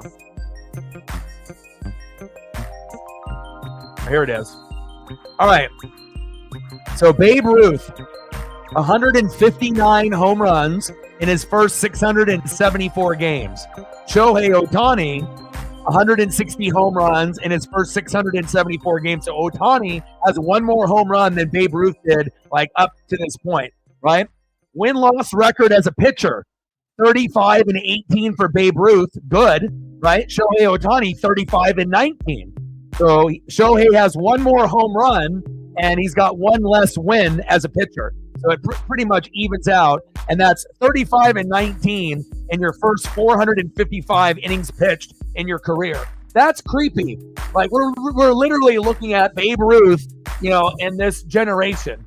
It's not just he's an Asian phenom or an Asian sensation, or he's like a Hideo Nomo or a Hideki Matsui or any of these other players. I mean, hell, it's even above and beyond Ichiro. And Ichiro is first ballot Hall of Fame, arguably one of the best players ever, offensive, defensively. But then you're getting something like that, but someone that can hit home runs, steal 50 bags, get 50 to 60 home runs, and get you 15 wins as a pitcher. That is crazy. Crazy to be able to see that, and pretty cool to see that Japanese representation from Ichiro and Ohtani specifically in the big leagues and not just in Japan, so that everyone can see how good that they are. It's not going to be just the Caucasian or the brothers or the Latinos or the Cubans or the Puerto Ricans. Obviously we get a lot of South American greatness, that when we Dominican Republic, you always see all these beast mode players, but it's kind of cool now to finally see a couple of these Asian sensations just as good as everyone else. And in some cases, Ichiro and Ohtani even better. Wild. But Yoshinobu, another phenom that the Dodgers decided to give $1 billion to, and he is worth the money. Second down and 12, shotgun set. Daniel Jones hands it off to Tracy Tyrone. Can we get the ball to the best players, please?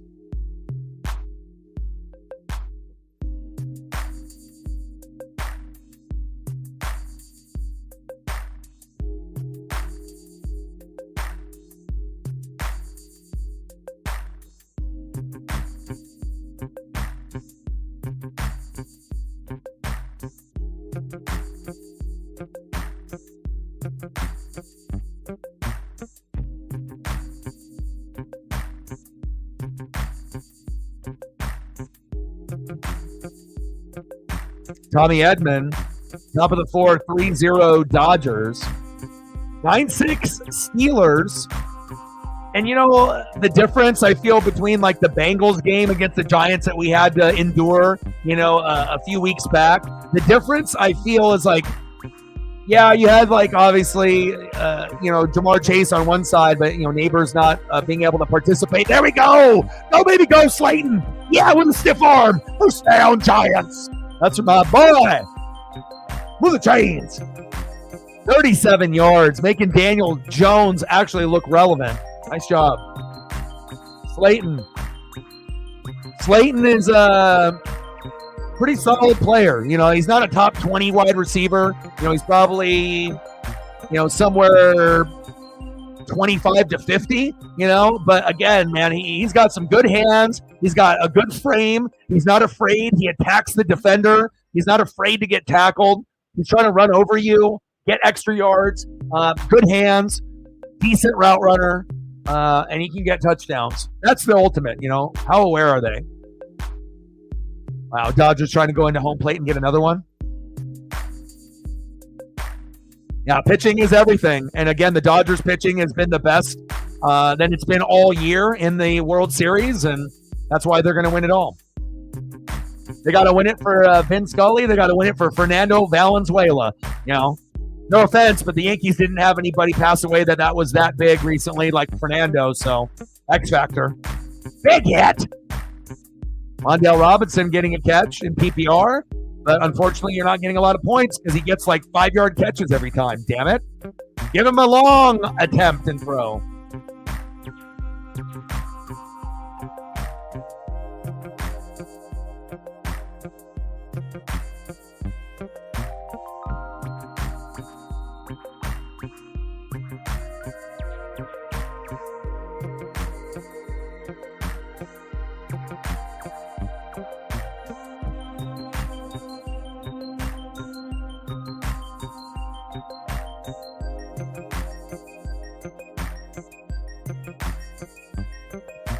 Second down and 6. Yankees trying to make a defensive play at the plate. Look at the ump. Focus. 2nd and 6. Shotgun set. Daniel Jones. Pressure up the gut. Floater. 1-on-1. And overthrown as he gets blasted by like 5 Steelers.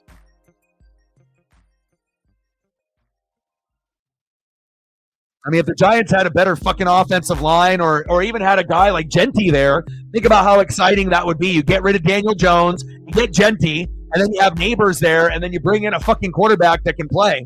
Hell, even bring in a Joe Flacco. They might be able to make the playoffs. You know, you just need to get someone that can get those guys the ball. Runners at 1st and 2nd, 3-0 Dodgers. Steelers and Giants, 9-6. It's like we're kicking field goals in every game. Shotgun set. Daniel Jones. Spin move off the edge. Gray. Short of the 1st down marker, 4th down.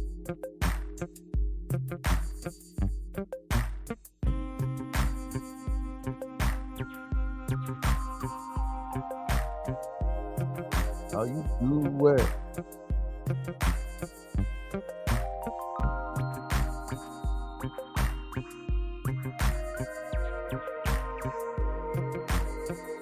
We're at 105, 95 to go. Smash that like button if you haven't just yet. 4th down and 2. Pick us up and good. We have a field goal party. Each kicker, 3 for 3 fantasy points if you started each of those kickers. But we will get touchdowns. Got to save the best for last.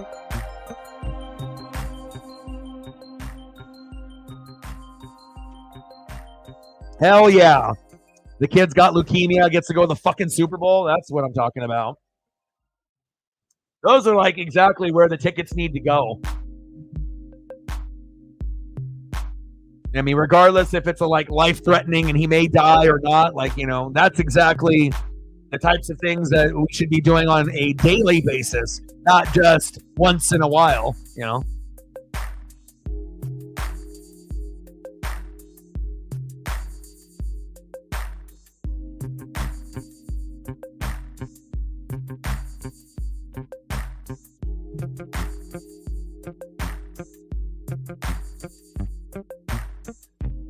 .21 seconds left in the 2nd quarter.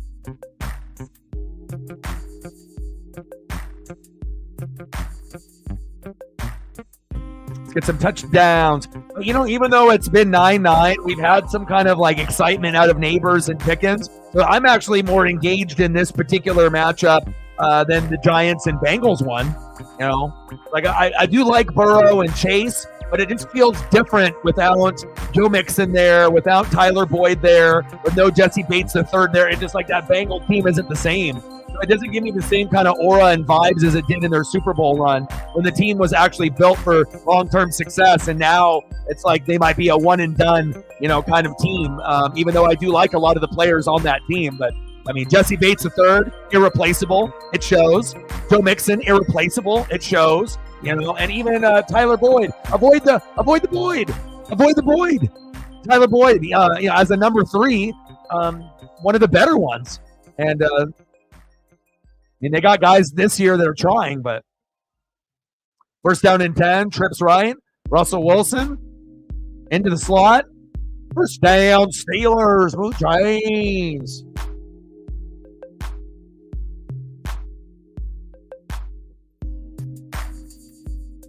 Another pitching change. Oh, nasty Nestor Cortez. So now there's a pitcher that is more of a choke artist than Robbie Ray from the Mariners to Yordan Alvarez. We don't have to worry. Nestor has got that. But the thing is, even though Cortez gave up that big play, it's still a good pitcher. With Robbie Ray, no one gives a shit anymore, right? But with Cortez, it's man, I want that guy on my team.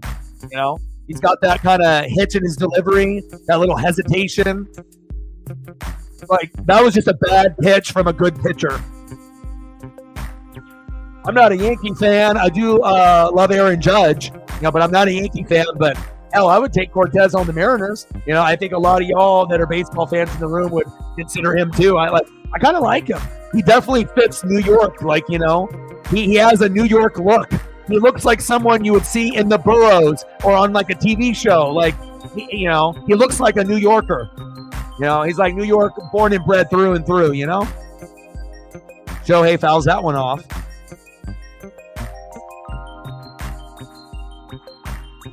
Oh, nice.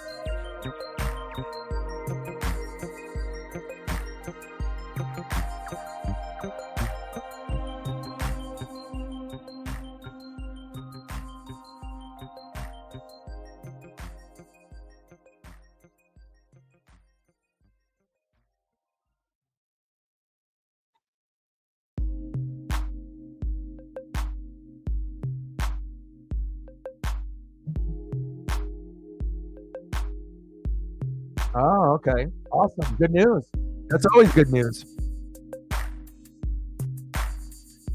Yeah, I was wearing my my Ducks gear when I was going to run some errands today too, and you can definitely tell that the vibes are pretty high here in Oregon, but they are a little tethered, and it's we understand we're number one, but a lot of the Ducks fans right now, we're not bragging, oh, we're winning it all, we're gonna win the next 2 or 3 championships. I think we're kind of treading softly, but the good thing about Oregon right now, and I think the fan base and how things are going in college football, is that we're just trying to be 1-0. Just win that week and don't look too far ahead. And, the rankings don't fucking matter. Dan Lanning has got this program coached up, to the fullest, to a Nick Saban, Bill Belichick type of focus. And I haven't seen focus like this since Chip Kelly. So, I know that we're going to win, at some point, whether it's this year or down the road. We might have to go to a couple before we get it. But if Lanning stays for 5 to 10 years, it's inevitable that we'll go 2 or 3 times minimum and at least win 1 out of 3, hopefully more than that. But we will see how it goes. 9-9, it's a field goal party. We got baseball on as well. What other photos would you like me to sprinkle in? I was actually going to go back to do more Steve Largent.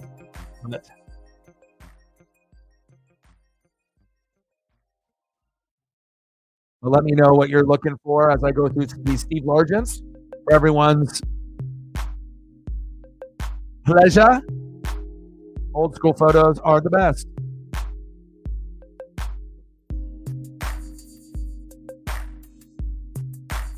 It makes me want to go look at old Sports Illustrateds and go look through different card binders and and look at old school toys or anything that I have as a memory as a kid around the time period.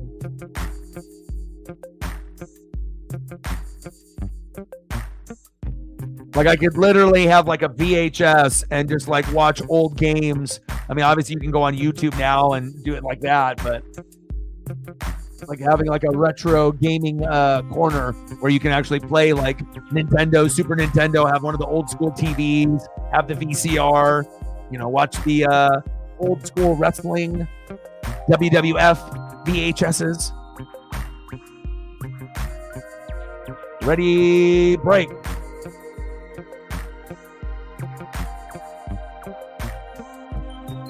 Yeah, I would. I just put it on. Put it on, look in the mirror, and be like, yeah, you know.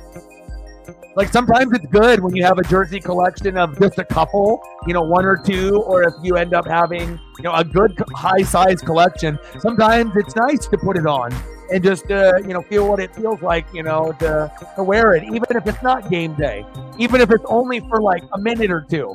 I feel it's like, we all need to feel that feeling of greatness, especially if you end up having like a high end one, like a custom one, a Mitchell and Ness, or just one that's special to you. Baseball, basketball, football, or hockey, or college. 3-0 Dodgers. Walker Bueller. Chris Berman. Woo!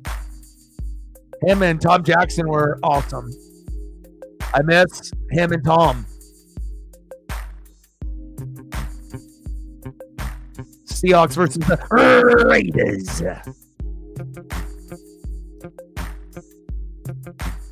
Giancarlo Stanton, big swing and a miss. 0-1 count. 0 for 1, grounded into a fielder's twice in the first. Let's get Giancarlo with a homer, huh? How about that? Let's get the game going for New York. And Giancarlo back, and all the way back to the left field. Dirt towards the wall, and he's in there for a double. Nice, Giancarlo. Let's go, baby. Okay.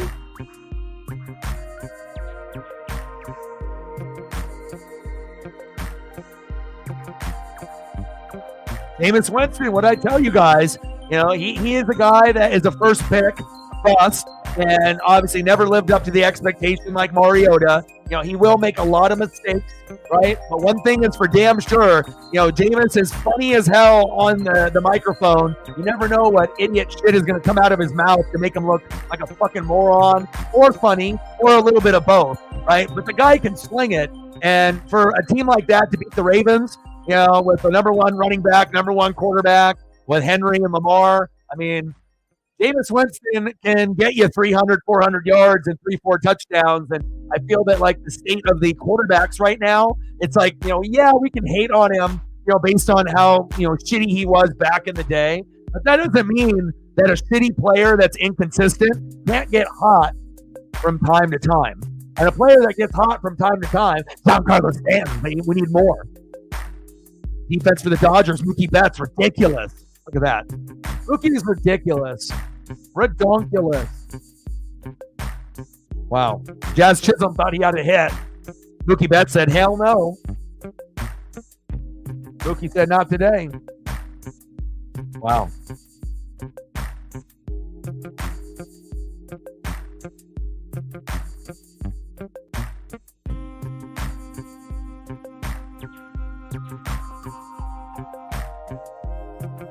Kyler Murray. Marvin Harrison, why don't you give him the ball every fucking game? Mookie.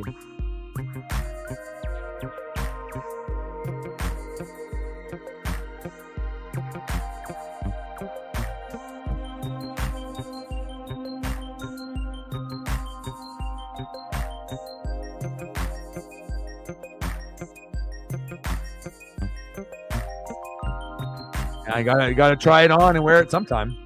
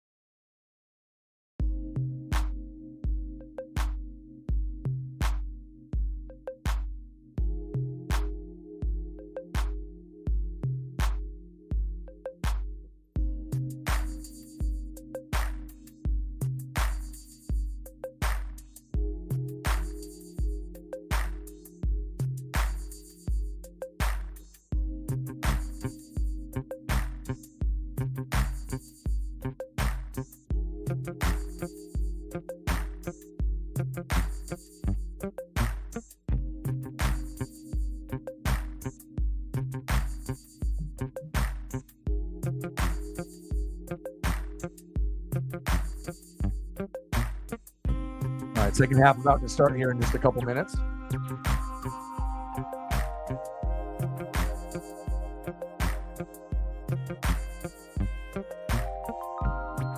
Dodgers getting out of that inning. Man, Walker Buehler, the defense, the pitchers. Yeah, and as great as the Yankees are, man, this Dodger momentum is something.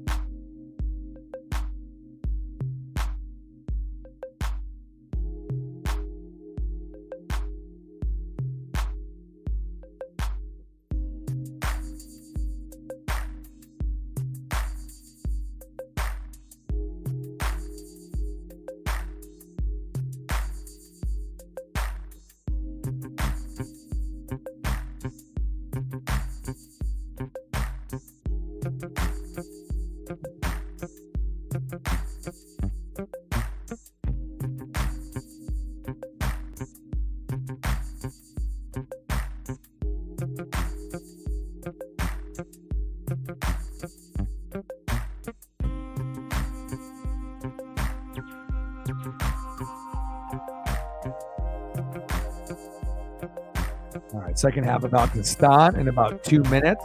We're knotted up at 9 apiece. Field goal party. That's a fucking party right here.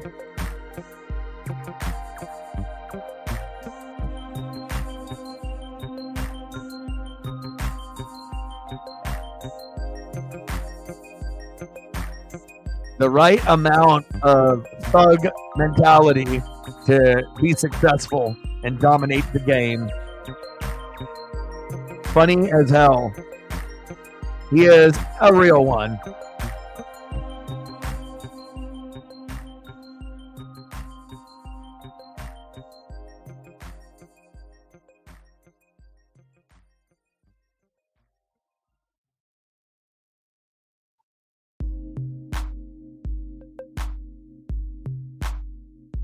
One of my favorites of all time, you know.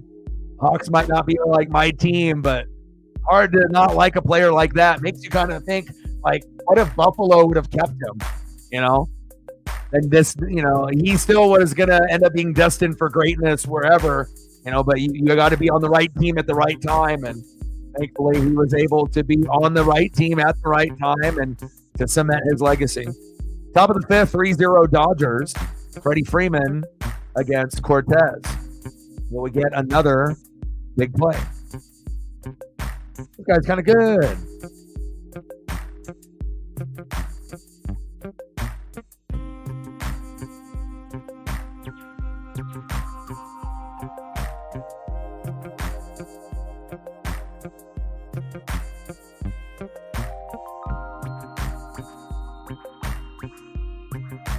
I gotta check on Paisley here for a second before we get into the third quota. Beast mode, beast mode, beast mode. Love me some beast mode. Beast mode highlights. Entertaining. Like Mike Allstott highlights. Entertaining. Harry Sanders highlights. Entertaining.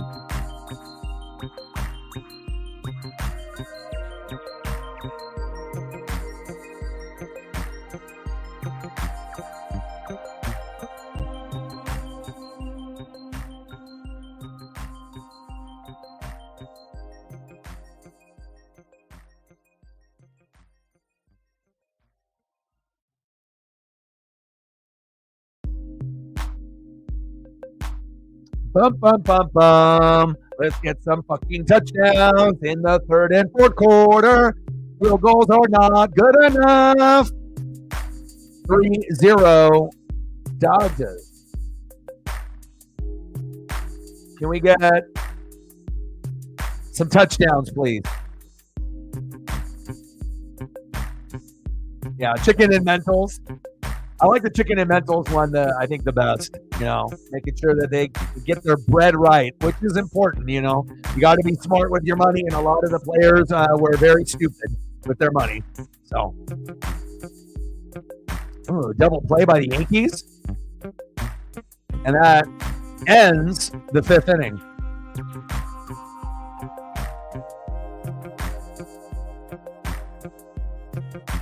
Always that part for the Dodgers. All right, 9-9. Can we get some points, baby? Can I get a Malik Neighbors touchdown? And can I get a George Pickens touchdown? I don't think that's too much to ask. Especially if we're watching both games at the same time. I want to see the best players on the field score a touchdown and bring some excitement to the game. I mean, hell, if Neighbors and Pickens actually had good quarterbacks, could you imagine the numbers? They could both be top 5 wide receivers in the NFL. That's how good they are. It's just a matter of, can you get a better quarterback than Daniel Jones and Russell Wilson in your future? And if you can, then we're going to be talking about these guys a lot in the near future. Is that Tyrone? Tyrone Tracy with the short gain. 9-9, baby. 3-0 Dodgers. Are they going to go up 3-0? Dodgers. They're good. All right, Danny Dimes. Let's go, baby. Earn that paycheck. If you're going to fuck up in style. Use your legs, run some RPOs, and let me see some balls going deep to Malik Neighbors or Slayton or Wan'Dale Robinson. Oh, baby, up the gut. Tracy. First down, Tyrone. Move the trains. I like it.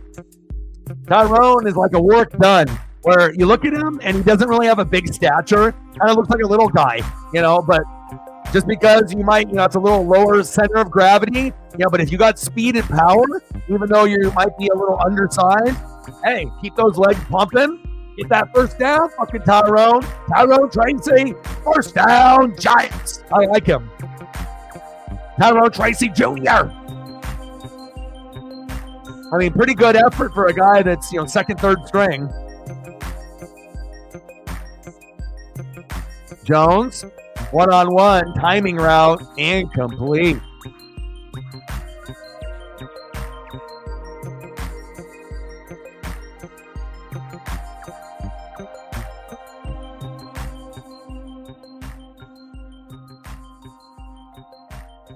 Like, these guys need capable quarterbacks to get the ball in their hands. You get a top 5 quarterback going to a top 5 receiver, good shit happens.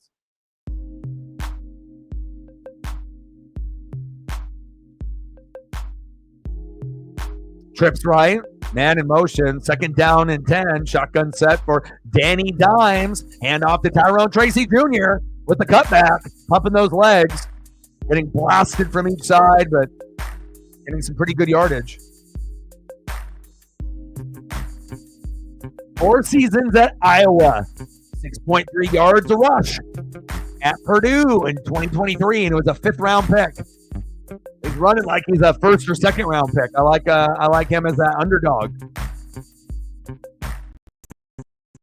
3rd down and 5. 3 wide. Jones, one-on-one, Neighbors, first down, Giants. Move the chains. Daniel Jones to Malik Neighbors. Neighbors. Well, it should be quicker. You got a guy that could be a top 5 receiver in the league. Get him the damn ball.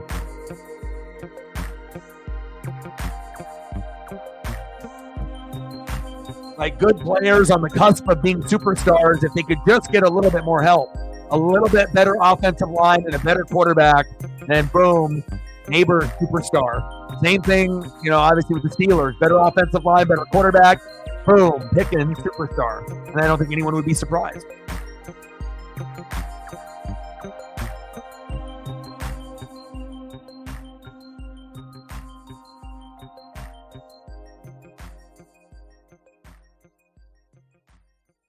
Bottom of the 5th. 3-0 Dodgers.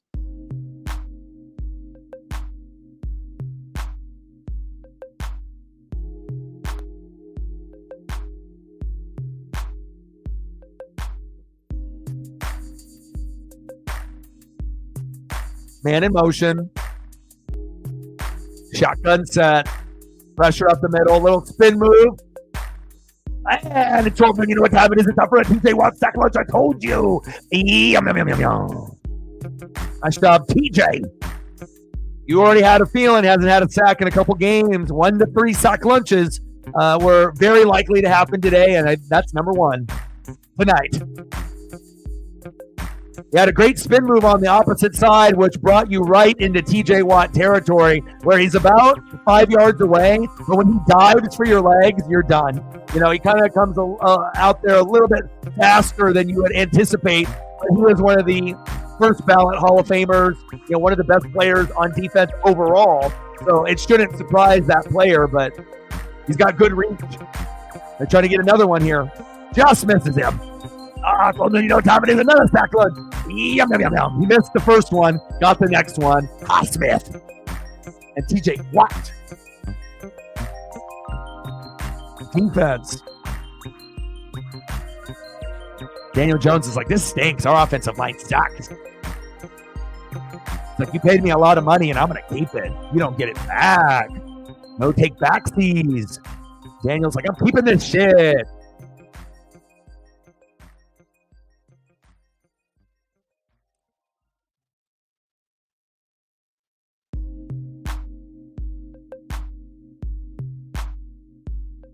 Oh, big blast on the sideline.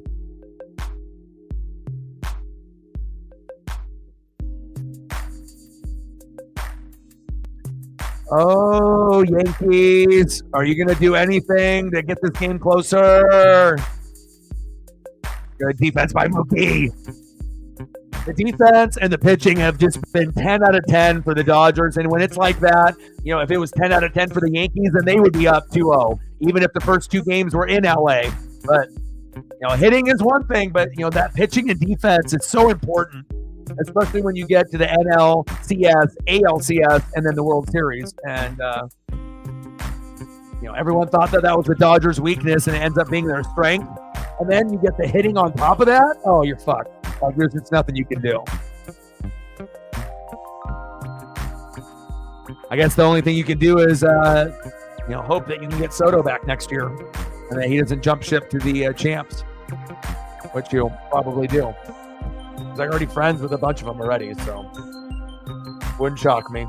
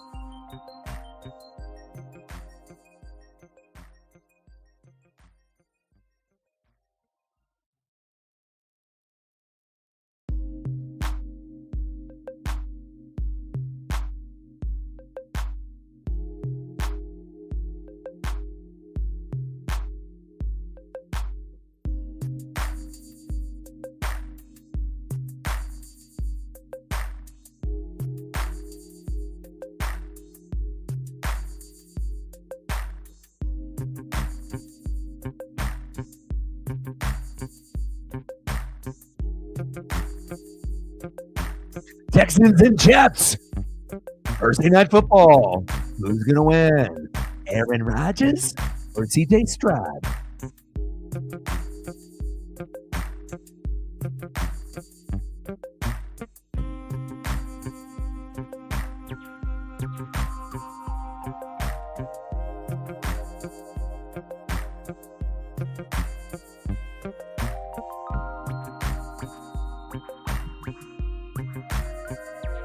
Oh, hockey commercials. I love it. Hold on. I got to look at the scores and what's going on right now. I got to see what's going on in the NBA and the NHL. It's that time. I can't go too long. 2 hours is the maximum, and then I got to be able to, like, look. Okay. Blue Jackets, Panthers, Utah. Utah winning fucking games. Blackhawks up on the Avs. Little toss to Harris, Najee.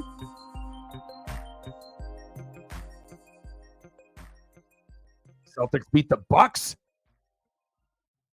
Oh, the Blazers play the Kings.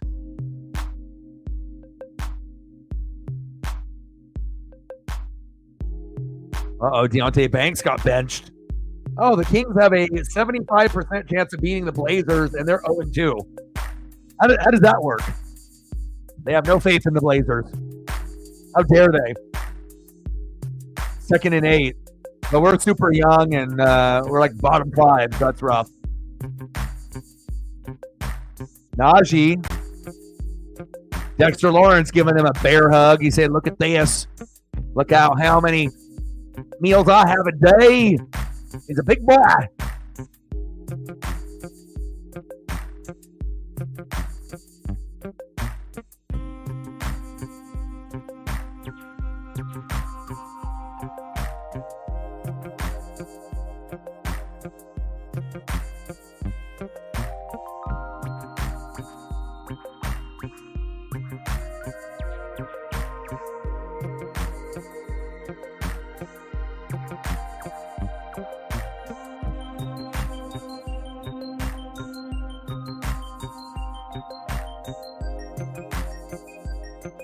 "3-0 Dodgers." Every Dodger fan happy. Yankees right now, not so much.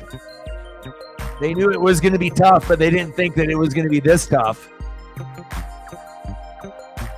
And we're at a field goal party, 9-9. But I still think, like I said, I like Pickens and I like Neighbors. You know, they got the right combination of swagger, confidence, and skill that you don't get, you know, out of a lot of receivers now. And then if you do get it, you know, it may not be a player that is as exciting to watch, unless we're talking about Amon-Ra or Jada or Jamar Chase, you know, like the top dogs.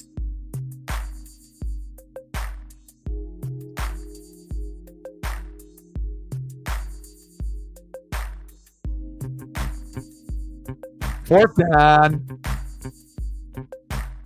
Giants defense playing much better than expected.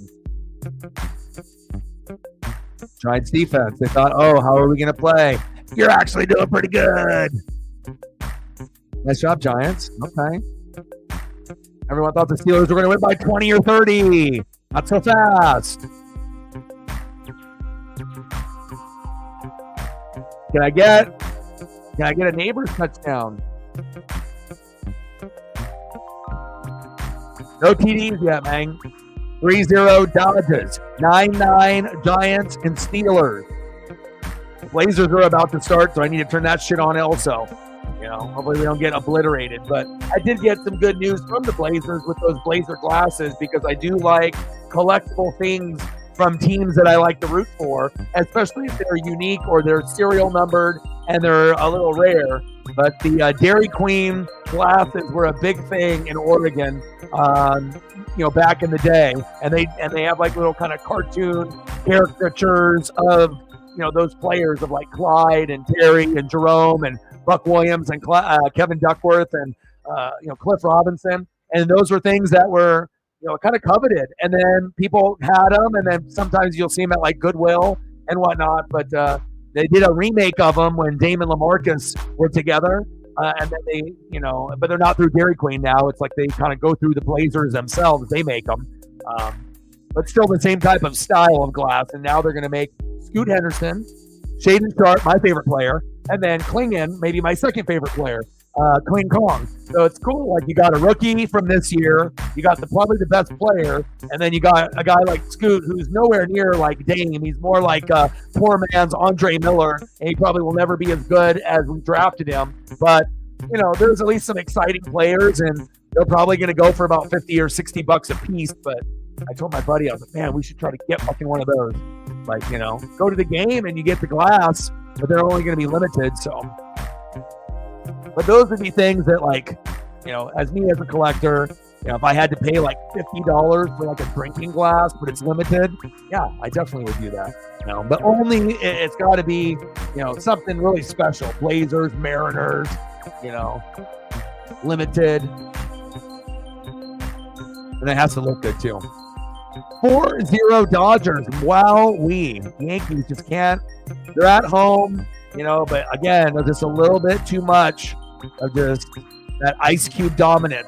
It's like Ice Cube versus Fat Joe. You already knew that you were going to lose if you had Fat Joe come out there. At least let DMX come from heaven, and then they might have had a chance. That would have fired the fucking crowd up, and maybe they would be up 4-0 right now and not down 4-0. But you can't go from Ice Cube to literally the best pregame performance I've ever seen. Ever. And I've seen probably like thousands. That was by far the best. That shit got me fucking wanting to run through a wall. That was badass. And obviously there's certain songs that he has swear words, so he's got to kind of, ad lib and come up with his own little spin to it. And obviously, kind of piece in the Yankees and Dodgers in it as well. Incredible.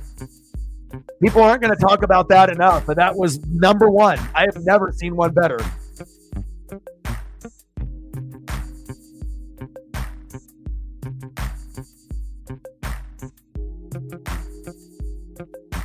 I mean, that's always going to be my number two because of my dad. So I'm not going to be, rocking, the gear. Like occasionally, if I get something from him, like a, jersey or like Koufax and like a hat to match or something. Yeah, I would wear that. Why wouldn't I?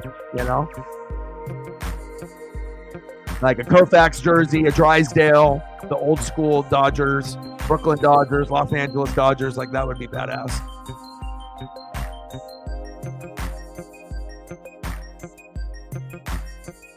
Number 86 didn't reset. How dare he? Flaggage. 4-0 Dodgers. Dave Roberts is fucking whooping asses and taking names.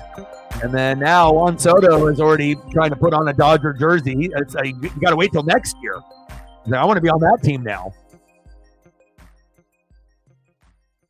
Hopefully the Yankees, if Soto does leave, that they can get a superstar to join them so they can have another trio.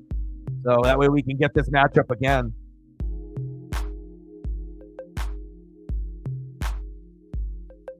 And I wouldn't even mind. Like, it would be kind of cool if it went like back and forth. Like Dodgers this year, Yankees next year. Dodgers the next year, then the Yankees. Like, it would be kind of cool. I wouldn't want to see it necessarily forever, but as far as like, we know that this is special, two of the best players, if we ended up getting it like 2-3 years in a row and it kind of alternated championships, that would be kind of cool to me.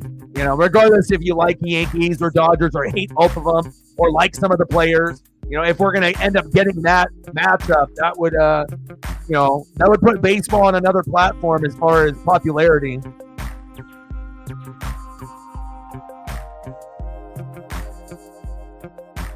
And it's not like anyone's going to be better than Shohei or Judge in this generation. It's 12 noon. You know what time it is? Time for the Pittsburgh Steelers sack lunch. Hi, Smith. Yum, yum, yum, yum, yum, yum. Defense is awesome. It's like even if the offense is average, which it normally is for Pittsburgh, they know that as long as the defense is there with the coaching, they're going to be in almost every game. And then if the offense actually gets kind of good, like it was with Big Ben, then you become unstoppable. Then your defense is top 3, top 5 when you're peaking. And then you got a top 5, top 10 offense, quarterback, running back, wide receivers, tight ends, Big Benage.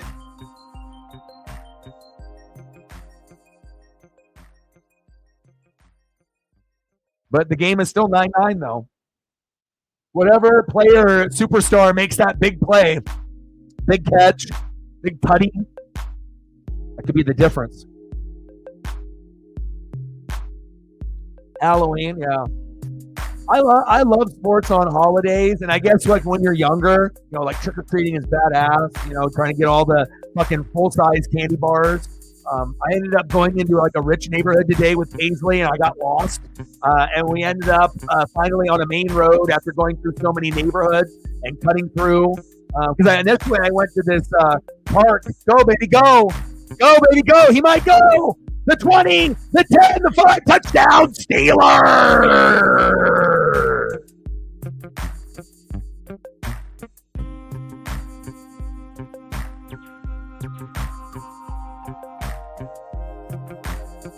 Oh, my. Now that is exactly what I love seeing, but is it coming back though? Illegal formation on the kicking team. Penalties decline. Touchdown. Oh, baby. Like, when you get a game that is like this, right, where it's like, oh, God, field goal party, but then you get a special teams touchdown on a punt return, kick return, or a pick six, or a fumble for a touchdown, then it gets the excitement level up even higher than a running or a passing touchdown. Like, these are the most exciting things in the NFL, and it's not usually a running touchdown by the running back or a wide receiver. Even if it ends up being 80, 90 yards, the impact of a special teams or a defensive touchdown takes it to another level. And, okay, that's what I'm talking about. It's our 16-9 Steelers. Okay. Oh, my. That's exactly, we need that little, shot in the arm. There's going to be people that turn this fucking off or never even watched. And there's basketball, baseball, football, hockey. I mean, there's a little bit of everything tonight, but your favorite team might not be playing in the NBA or in the NHL. You might not like baseball. And then at that point, if you don't like any of this shit, you're watching Monday Night Raw. And we'll do some Monday Night Raw live streams starting in January. And we got the pay-per-view coming up on Saturday. Overseas, it's going to be at 10 a.m. Pacific. Wake the fuck up and watch wrestling with me at 10 fucking a.m. on a Saturday morning. How about that? Huh? And you can't teach that. I watched Enzo do old school promos with Big Cass. What a talker. Enzo, man, those guys were so over. Enzo Amore and Big Cass, that they could do a promo with no mic, and the crowd was hanging on every word. I miss them. Swagger, style, cadence, confidence, and just being themselves and not trying to be someone that they're not, and being able to have that delivery. Incredible. Kind of reminds me a little bit of like DX with the New Age Outlaws with Road Dogg and Jesse James and Badass Billy Gunn. We all know that one too. Now, what were the standout numbers for Dame and Giannis, and did they play? And then what about Brown and Tatum? Obviously they had better role players. I assume that's the difference for the Celtics. Their role players played better than the Bucks, and that was the difference in the game, I would assume. Maybe out-rebounded them, maybe possibly as well. I haven't checked the stat sheet, but just guessing. Bottom of the sixth, 4-0 Dodgers. Juan Soto. Fuck, man, I need a home run or I'm going to join this fucking team by the seventh inning. But Aaron will get mad at me. Next up is Aaron Judge.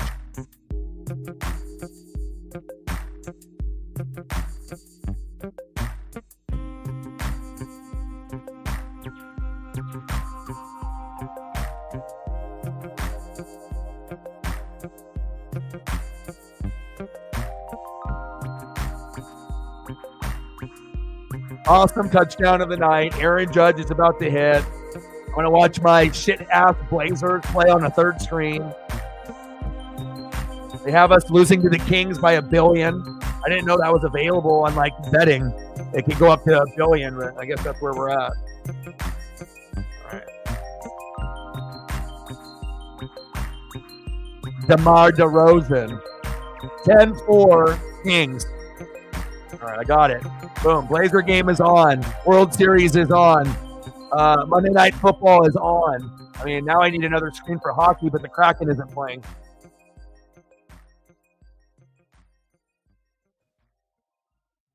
Three sports at the same damn time. Let's go. I got a football over here, then I got a baseball over here, and then I got a basketball over here, and I got a hockey over here. Now I just need the Penguin right here. Like, why has it got to be on goddamn Showtime? I got to pay $10 to watch the goddamn Penguin, which I know is going to be incredible, and I'm going to fucking love every episode, but I'm not going to order it until it's actually over. So I got to wait 2 more weeks. And then once all 8 episodes are out, then Showtime app will get my money for $10. Because there's probably no free trial. They're like, oh, you want a free trial? Fuck yeah. You got to pay the $10 if you want to watch the Penguin. And I will. And I'll tell you guys after I watch it how badass it was, that you should, get Showtime or Showtime after watch that show just for that, even if it's just for 1 month. Shotgun set to Daniel Jones, who's a poor man, Eli and Tony Romo. Definitely need to move on.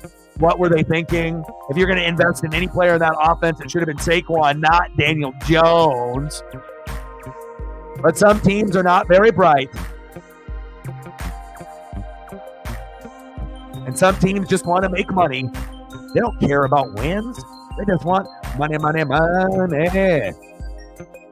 Giancarlo Stanton, come on, baby. Can someone get a fucking hit for the Yankees to make it a little bit more interesting? We're not just going to get blowout, like, and then the World Series is over. Is that Daniel Jones, 2nd and 13, screen pass.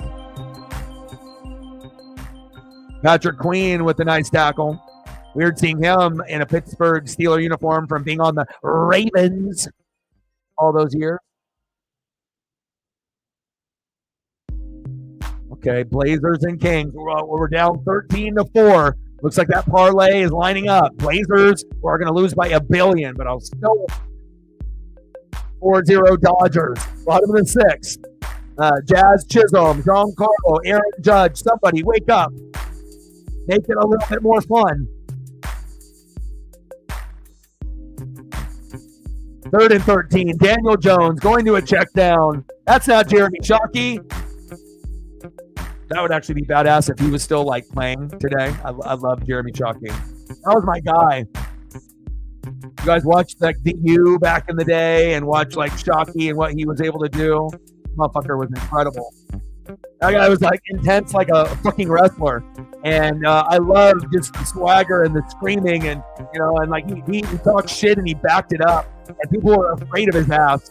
And I fucking loved it. I thought he was awesome. 4th down and 6. 16-9 Steelers. Sometimes you got to have a little bit of crazy to be a great football player. Sometimes it's intelligence, and you can tell those players like Ed Reed, based on, Palomalu, Brady's, Peyton's, some guys, but sometimes it's just athletic ability, but if you get it on top of the intelligence, oh my. The terrible towels are out. 16-9 Steelers.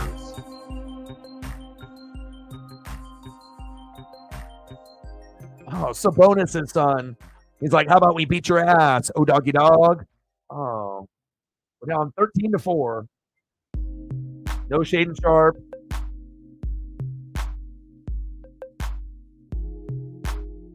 Too bad the Blazers didn't get Wemby. If we got Wemby, that would have changed everything. But it makes sense for him to be on the Spurs, more marketable, to go into the David Robinson, Tim Duncan, Wembanyama. That just makes more sense, right? So.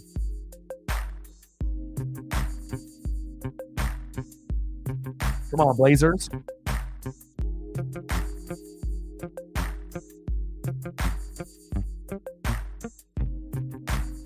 Devontae. He's like, I need the fucking Taco Bell money. So this shit was not working out in Vegas. He said, this shit ain't working out with Aaron. Or at least I'm happy. And that's the thing. If you're going to be like losing or things aren't going to go your way, at least you can do it with like one of your best friends. It makes it a little bit easier. You can suck together, and if it ends up being just a fucking shit fest and it just doesn't work out, like maybe you thought you'd be able to turn them around, but at least that you can have fun, playing the game that you both love and you're, throwing passes to each other. That definitely has some type of significance for those two, whether you're a fan of those guys or not. Alex Vestia coming in. Dodgers are up 2-0 in the series, and it looks like they are potentially going to have a chance to sweep the Yankees tomorrow. I will be live streaming tomorrow and Wednesday if we need Wednesday for the World Series, but it seems like the World Series will be over possibly tomorrow or Wednesday if the Yankees don't get their shit in gear. The Dodgers are good.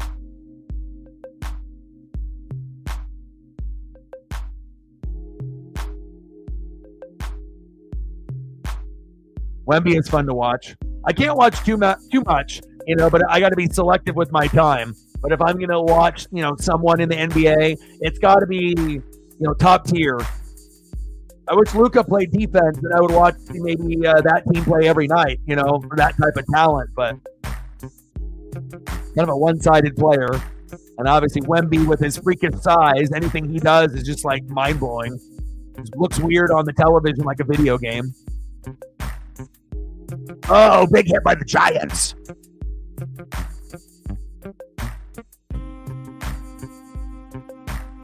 (15-6) Kings on the Blazers. Come on, Blazers. We got Blazers and Kings on. I got the Dodgers and Yankees on. I got the Steelers and Giants on. Too bad the Kraken ain't on. Nice pass. There we go, Pickens. Like sometimes you have to realize when your team isn't the greatest too. When things are going bad, and this is even for when you grew up playing on teams in your elementary or middle school. When things get tough, what do? Even on like an intermediate, amateur level, right? You give the player to your fucking best. You give the ball to the best player, right? And you continue to do that over and over and over until you get kind of caught up, right? And that usually works. And if you don't do that, then sometimes you get down by even more, but it's like not only a safety net, but it's just a smart thing to do. So let's get Freiermuth the ball. Let's get Pickens the ball. And hopefully we'll get like a long touchdown or maybe a one-handed grab like we had last week. They definitely make Russ look a hell of a lot better than what we thought we were going to see. Jaylen Warren back from the injury. Hit him with the little spin cycle.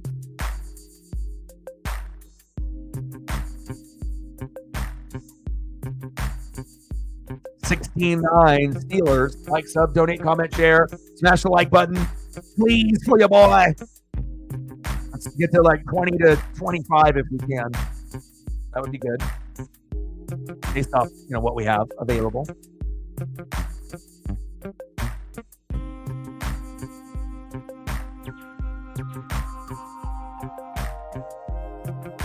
Russ about to make his own offensive line go false start. Russ going long, going deep, giving you something Justin Fields won't. Incomplete. Is there a flag, though? Scotty Miller, the former Buccaneer.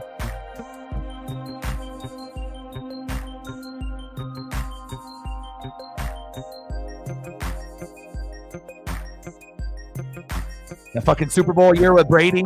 Brady's like, where's that Caucasian receiver? I know we got one on this team somewhere.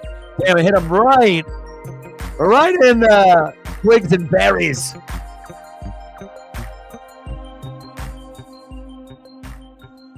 I mean, Russ, like I said, off the field, kind of a weirdo.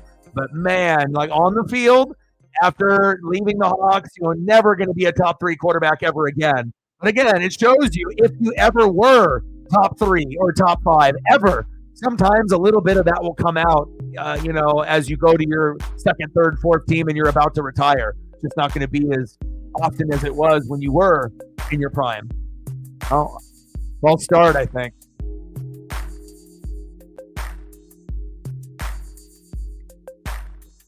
Oh, 19-10 Kings. Come on, Blazers. Rip City. Flag. False start on the Steelers. Isaac. Diomalo. Oh, he flinched. Little flinchage.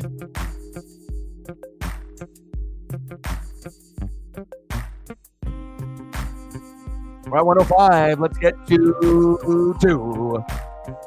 And how many more likes do we get to 20? Let's throw that bitch. Going deep. And he catches it. And that's the thing. You have to be able to trust, even when the matchup is tough, throw that bitch in the air and just see. Sometimes it's like Jameis, I'll throw that bitch up, and I got to trust that my receivers got the swag to understand they haven't had these opportunities all year, and they're going to try even harder to get that reception because it just doesn't happen. You don't have a player that can do it. And then now you do, and he's just old as shit. And it shows you, even an old guy can make some fucking pretty badass plays. Like, imagine if they had the year to start off. I mean, they still had a good record with Fields, but you probably wouldn't have had Pickens get so fucking disgruntled, and his numbers would have been, I mean, who knows? Maybe if Russ started the year, Pickens might be top 5 wide receiver in fantasy right now. I mean, obviously they still had a lot of issues to kind of clean up and whatnot, but I mean, overall, the year has been pretty good. 6 more lakhs to 20. 4-0 Dodgers. The Yankees can't even score. There's nothing they can do. Like, the best chance for the Yankees now is to bunt. Hey, you got to do what works, man. You got to do what works. Uh-oh, Blazers down by 10. We're in it. Kling Kong, baby. Klinging. He's badass, man. It's cool to have like a defensive, center presence. And also a guy that could put up 10 points or more. That's always cool. Hopefully he stays injury-free. Yeah, anything else that you want to do for photos? Or, like I said, I'll be doing World Series tomorrow and the next day, if needed. And then I'll do Texans Jets on Thursday night. You want anything else today, let me know. You want some tomorrow or the next day, you let me know. Whatever you want, I gotcha. Top of the 7th, 4-0 Dodgers. Blazers losing by $1 billion, but I'm still watching. 20-12 against the Kings. 16-9 Steelers. Texans and the Jets.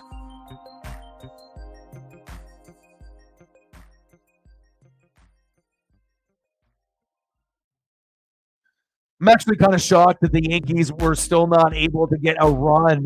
You're at home, but again, Fat Joe, and that's your competition to Ice Cube. I mean, you're already letting the team down before they even got on the field. Fat Joe? Like, you thought Fat Joe was going to get them a victory? Unbelievable. I mean, let me run the PR. Let me run the public relations. You got to have the right people in the building to understand what World Series vibe means, If they don't got that DMX energy, I mean, that ain't going to get it done. Unless you got an OG like Ice Cube. Ross, hands off. Najee.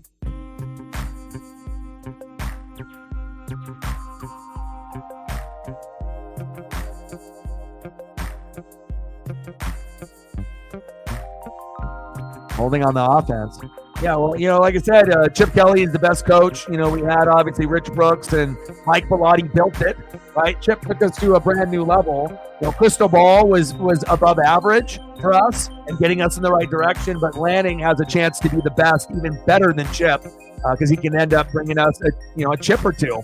And if that happens, then then Rose Bowl, Natty, Rose Bowl, Fiesta Bowl for Chip, it still will be significant, but it'll be second to Dan Lanning. And that's what we want. We want that chip this year, if we can get it. 1st and 20, shotgun set. But if it doesn't happen for a couple more years or whatever, I mean, hopefully it does not happen at all. I mean, I think that if Lanning stays for 5 to 10 years, we should go to at least minimum 3 chips. And we might lose all 3, but you have to think at some point you keep grabbing SEC talent and Georgia type of players. Eventually, you think that they would win at least once. I need that. 2nd and 15, Russ dancing, romancing, check down, Najee, hit him with the script. And then he gets wrapped up by 2 New Yorkers.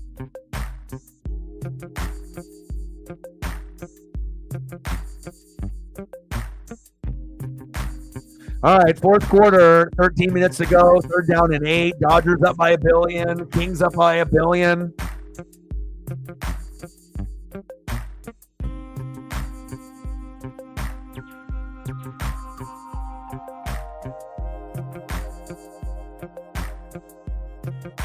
Third down and 8.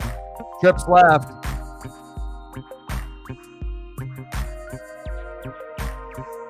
Shotgun set. Giants bring a blitz. Russell floater. 1-on-1. Touchdown Steelers.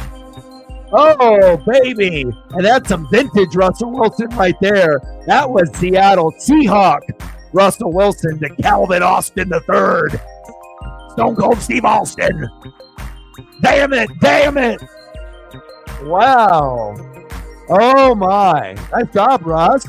You might be old as shit, and, a lot of us might not like who maybe you have become off the field, living in your own world. But I'll tell you what, when you were a top 3 quarterback in the NFL, and it was undeniable, and then you went to the Broncos and gained chemistry with Cortland Sutton, and now you have chemistry with some of the receivers here. It's a better quarterback than Justin Fields, even though I know a lot of y'all were rooting for Fields to be the guy. But, sometimes an old man can still drop it into the breadbasket even before he retires than even a young buck like a Justin Fields may never be able to do that.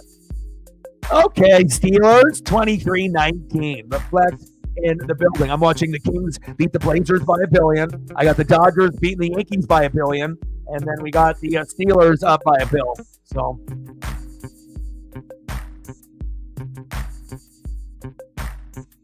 yeah. No, you do. That would never happen.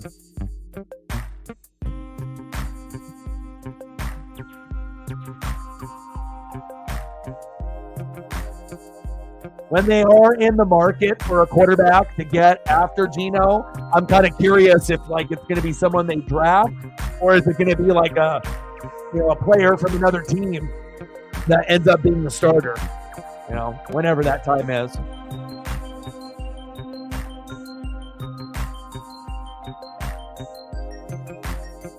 And hopefully you guys can get back onto a nice winning streak and start separating yourself away from United and Rams and the Cardinals. Everyone is just jumbled in that NFC West. Injuries have been a determining factor, and then the Rams now are starting to get healthy and gotta step up. It's gonna be a tough one. You guys got to channel your inner beast mode. You have to channel in the inner Marshawn. And if you do that, boom shakalaka, you beat the Rams. Bring that electricity.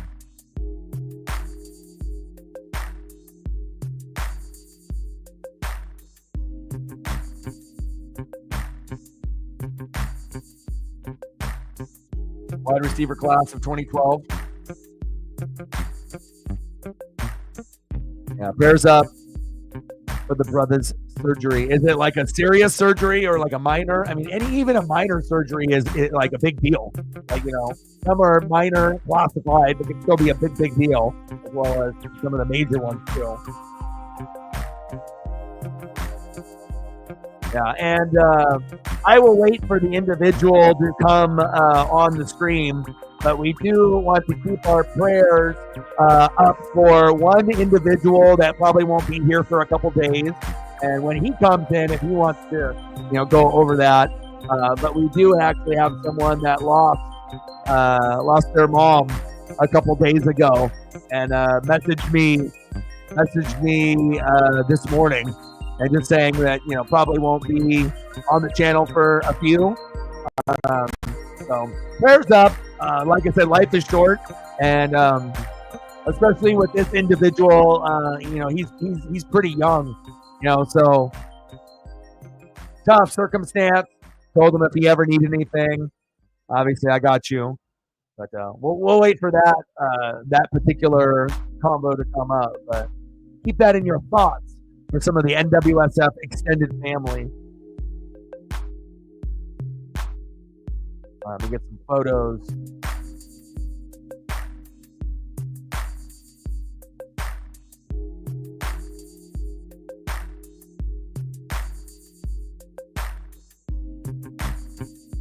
Daniel Jones. Little toe drag swag.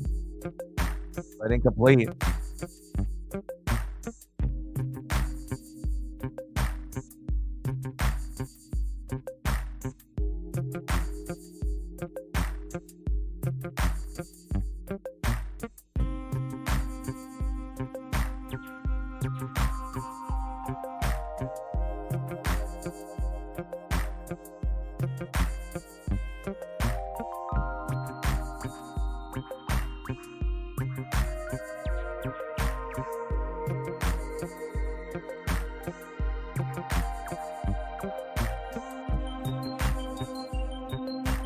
Jones, check down. Steelers trying to be like WWE out there.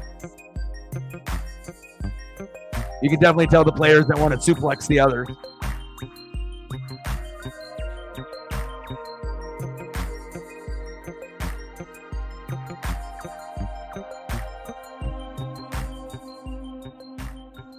All right, we're going to squeeze him in. Look at that handsome fella.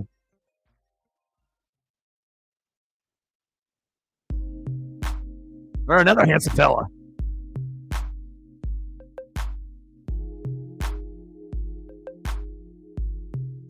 Neighbors, there you go. There's the guy. Beast mode. We got a flag on the play. Every time you get a good play for the Giants or the Steelers, there's always like some kind of flag, touchdown coming back, first down coming back. Like, can we get some good, stats for Malik Neighbors and George Pickens? And you give those guys good quarterbacks. My goodness.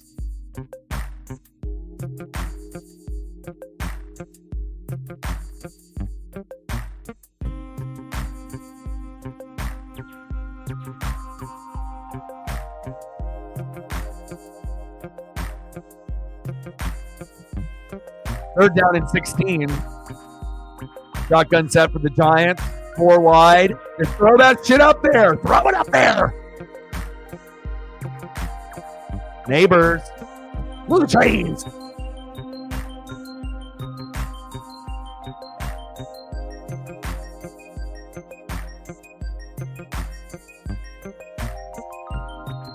Neighbors is, I'm there. I'm in position. I got to cradle it in between my legs. Fuck it. But then I got it at the last second.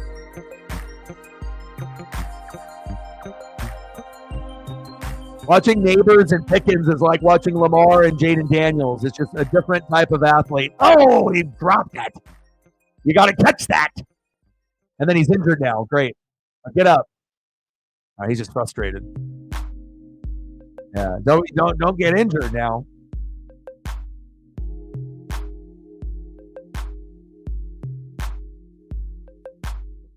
Oh, he's being grabbed the whole time. What do you mean a little hand checking?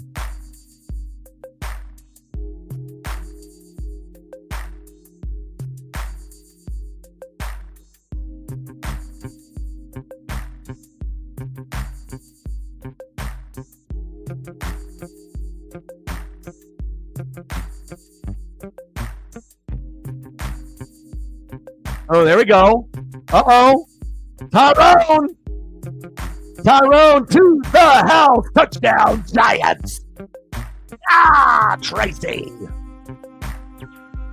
Here we go. I told you guys they would get better as we got closer to the end here. Okay.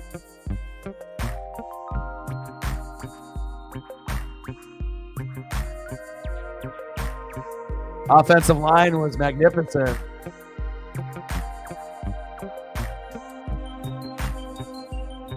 Oh my.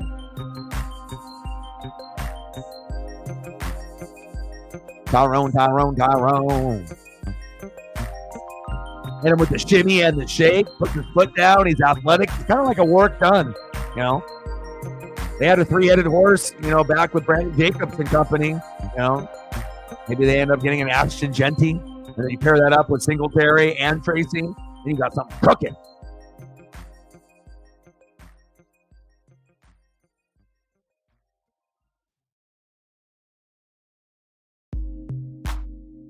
I don't know why they did what they just did right there. That was stupid. Just kick the extra point.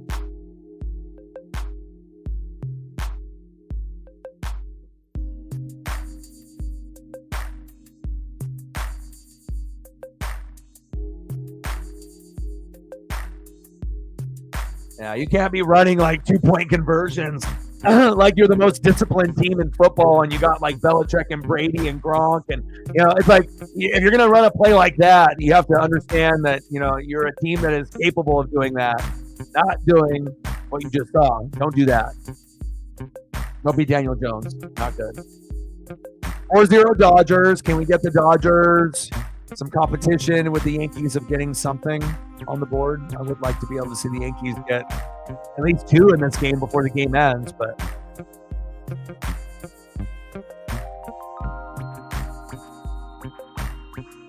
Anthony Volpe in the box. Hudson on the mound. Yeah, I mean, I've seen some bad calls. You know, the Bucky Irving face mask cost us the Falcon game. The Sam Darnold no call cost them the Vikings game. But the chances of them, after the first down, getting 70 yards, scoring, and get a 2-point conversion, not likely. You know, I'm not saying it was impossible, but at that point, that's like 20% chance probably, you know.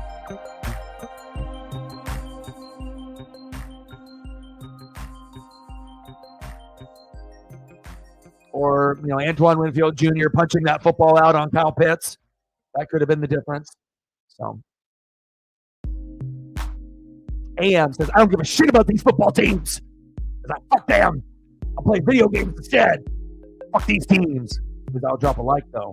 Appreciate that. And fuck these teams, but I like this guy. Fucking works every day. Drop him a like. Appreciate that.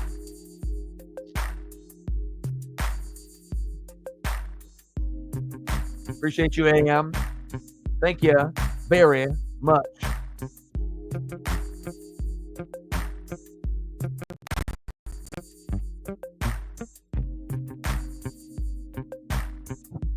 But at least the game got a little bit more exciting, you know, after it being 9-9. I'm just a little disappointed that the Yankees at home. But again, once you go from Ice Cube, the best pregame performance ever, not just for the Dodgers, but ever, and then you follow up with Fat Joe in Game 3, you lost. And that's why you're at 0 right now. You know, if you had somebody better, maybe you have a run or 2. That killed the vibe.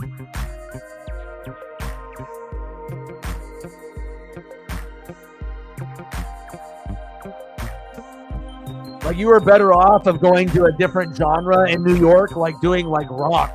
And then if you did like rock, then that could have, you know, been like on the same level as the Ice Cube. But it's like you went for a rapper on rapper and you got a weaker one. Someone fire their PR manager. Not smart.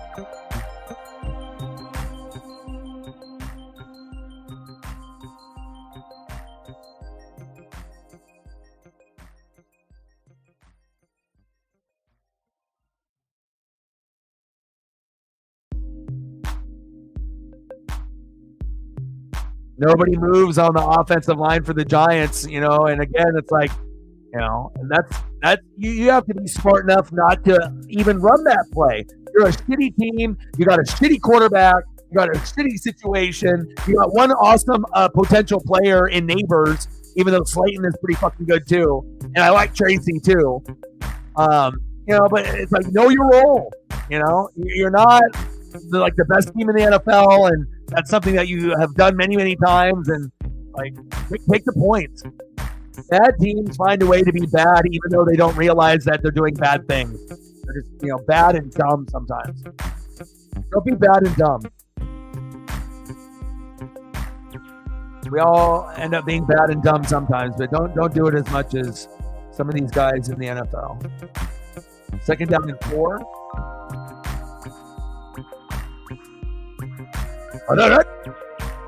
Russell Wilson with a bootleg. 1st down, Steelers. Van Jefferson, the former Ram.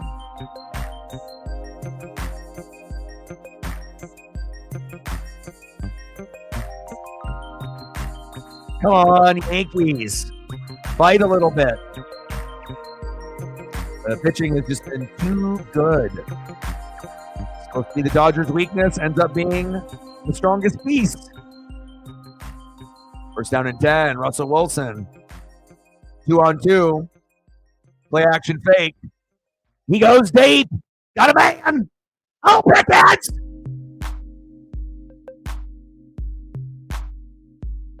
Oh, my goodness. That's one thing that you're not getting from Justin Fields, and you never will. You know, sometimes you just got to fucking chuck it.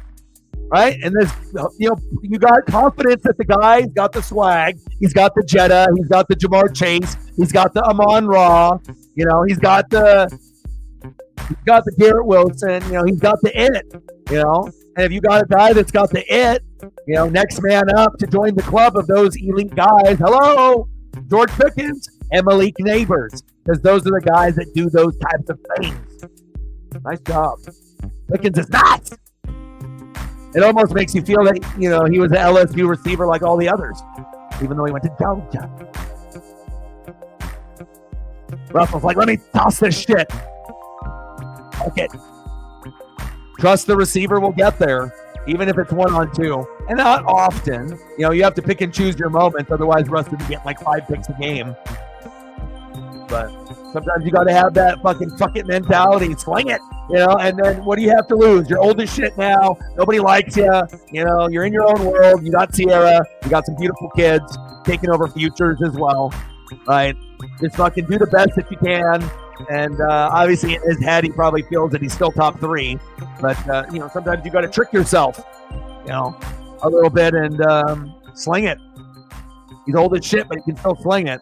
It might not be top 3 or top 5 or top 10, but I think it's safe to say, based on what we've seen in these 2 games, he's looking like a top 12 as far as today and last week. Now, will he stay there? I don't know. But, at least Pickens is relevant now in real life and in fantasy. 4-0 Dodgers. Juan Soto has already put on a Dodger jersey. He's already changed teams. He said, it's over. I'm joining you guys next year. You guys can pay me $500 million. We need 3 more likes. And then we're 95 to the next goal. I ended up going and buying dog food for Paisley. And I appreciate, all the people being able to support. So I can do that. Bag of food, for a pup. Can get a little spendy, usually about $80-85, but she's got to have the best.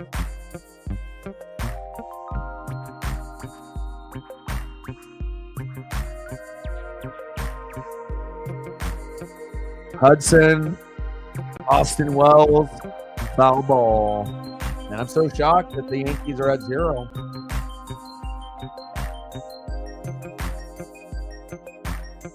Yeah, well, the Dodger pitching staff actually isn't that good. That's the thing. They if you saw what they did in the regular season, and then as they got into the playoffs, but it's about being hot and healthy.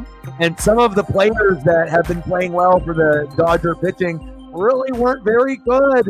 Even a few weeks ago, a month ago, a couple months ago. So, to be able to kind of hone in and have that superstar bats behind you. But again, pitching and defense was going to lead the way. And if pitching has been Dodgers, defense has been Dodgers, and then hitting has been Dodgers, then what else is there left? There isn't anything on the statistical category. Offense, nope. Defense, nope. Pitching, nope. Fuck. And then that's how you end up getting down 3-0, even though we know that the Yankees are a damn good team. But sometimes you get separated, from the men to the boys for that year. And if you end up winning in a sweep or in 5, you beat the shit out of that other team. And then if it goes 6, then the other team is good. They win 1 or 2, which they should, but they're not good enough to win 4, right? And then if it goes 7, that's when the series are like, I don't know. It could go either way, and then you get 7 games, and usually the home team in that 7th game ends up winning because of the crowd. That's in any sport. NHL, NBA, NFL, MLB. 3rd and goal. Russell Wilson. 4-0 Dodgers. Come on, Yankees, do something. Wake up. You got trips right. Russell Wilson. You pretty much can throw it to Freiermuth or Pickens, and it's a touchdown. Throw it! That's 12 million. What time it is? Time for a sack lunch. Right? Defense dominating the Steelers' offensive line. Ojulari.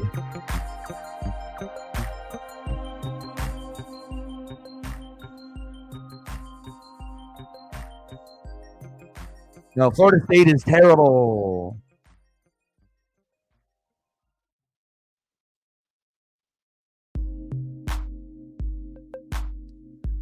Boswell with the kick in good. 26-15. Steelers.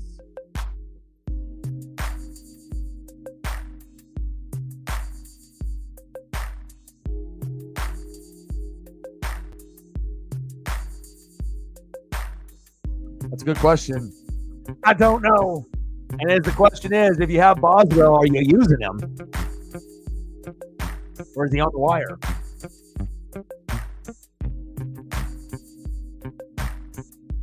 Grafton's like, I got him. Are you using him?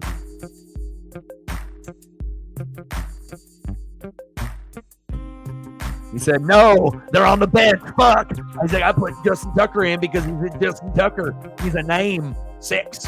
And then here's Chris Boswell against the Giants. 14 with 7 minutes to go. He said, fuck. That happens, though. Sometimes when you have too many good players, and sometimes when you have, like, a popular player in, a good matchup or a great matchup, like a green or a neutral, right? They're popular. Fuck it. Yeah, he's popular. He's good. Then you get the guy that's not as popular, right? And it might not necessarily be as good of a matchup. And then you look at your bench or on the wire, and you're like, oh, God. But at the end of the day, it really just depends if you win, right? Then it's like, yeah, I can have all the points on the bench. I don't give a fuck. I can have 150 on the bench. But if I win, a win is a win, right? But not a good look when you have a lot, when you have an awesome team, it's one thing, But if you end up making too many mistakes with leaving points on the bench, that could be the difference between making the playoffs and not making the playoffs, especially when you're a good team that makes good decisions most of the time. We all fuck up once in a while. And sometimes a red ends up getting fucking 20, 30, 40. Like, what the fuck are we supposed to do? Oh, they had a red 1, and the red 1 got 30. Like, no one's playing that player unless you have nothing else. But sometimes you can play the stats, and then they kind of, end up defying the odds. And sometimes you get these really bad matchups that end up doing amazing somehow. But they do.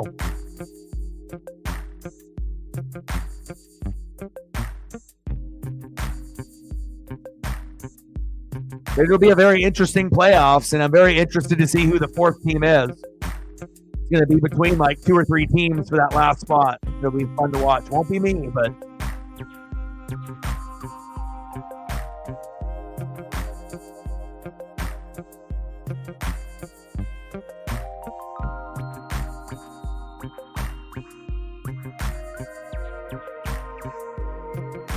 .40 Dodgers.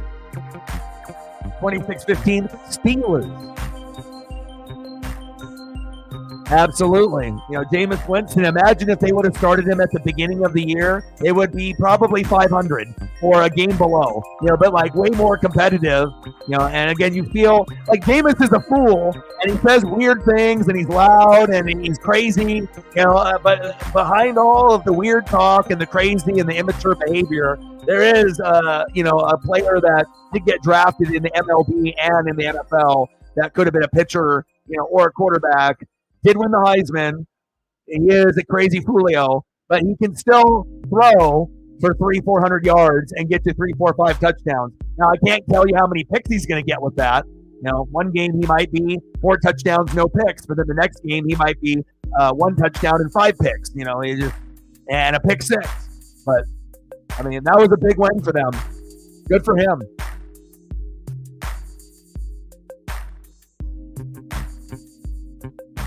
You just got to be able to recognize talent, and sometimes people hang on to an old narrative too long. Like Flacco's too old even though he won the Super Bowl, or Jameis is too much of a knucklehead to be better than Deshaun. It's like, oh, you'd rather have a guy that should be in jail as a starter, and that's okay? You want to root for that? Not saying that Jameis is that much better, but, it should be pretty clear. Sometimes organizations are afraid to admit that they fucked up and they gave too much money to someone that did not deserve that money. But everyone already knows that you're a dum-dum, so just admit it and move on. So that way that people don't also the fan base know that you're dumb too. Everyone can see it. And I don't know what Jameis is going to do the rest of the season, but there's a little bit of energy now in Cleveland. Fantasy numbers will be going up for some of those players. Choose accordingly. There's value there now. Second down and 7. Throw into the turf, incomplete.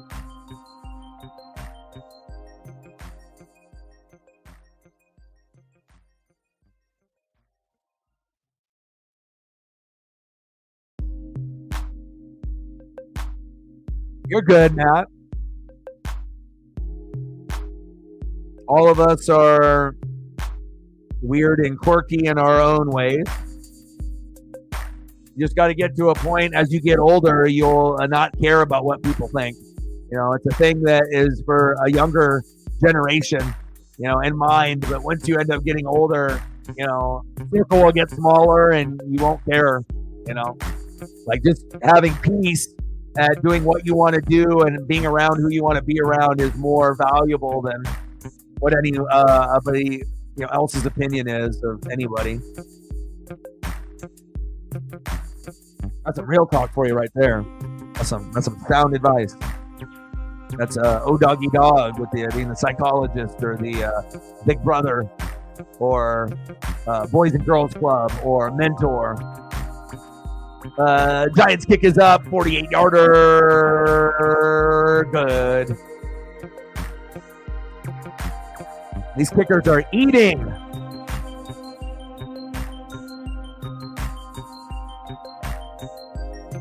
It's like regardless if you were ever the popular kid or the nerdy kid or the kid that got made fun of or maybe a mixture of everything depending on how you grew up, you know. I think even the popular people, you got teased at some point or another. It may have not been as long as someone that got picked on, but you know, younger generations, older generations, you know, people can be cruel and whatnot, but you'll figure out what's important, you know, to you as you get older. And you know, life is fucking hard. You know, shit is not fucking easy. If you want shit to happen, you got to make it happen. You got dreams or goals or just little things that you're trying to accomplish. You know, you got to put in fucking work. And if you know, have like a stoner's mentality, like, oh, magically everything is just going to be great for me and happen to me. And, you know, for anybody in life, including myself, you know, that doesn't work. You know, anybody can get into a mode, you know, where they're medicating or drinking or, you know, smoking or whatever. But, you know, at some point, you know, if you want something, you got to get it. You got to grind. Surround yourself around the right people. Like Juan Soto, you know, he thought he was around the right people. But he's like, man, they're having a little bit more fun over there in LA. I think I'm going to join next year. And then all of a sudden you're going to see it. And the Los Angeles Dodgers have signed Juan Soto. 10 years, $500 million.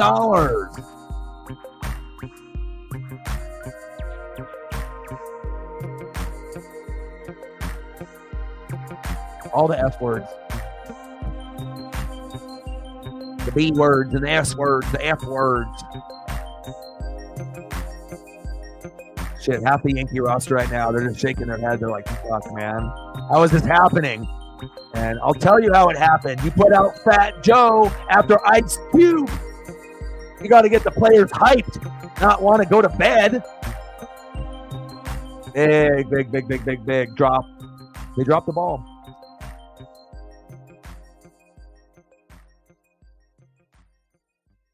Will Smith, 0 for 3 with a fly out, ground out, and a line out. Aaron Boone can't wait to go smoke a cigarette if he smokes them, have a drink, and bury this tape. And then obviously if they don't get their shit together in the next inning or two, World Series could be potentially over tomorrow. And I will stream the game tomorrow.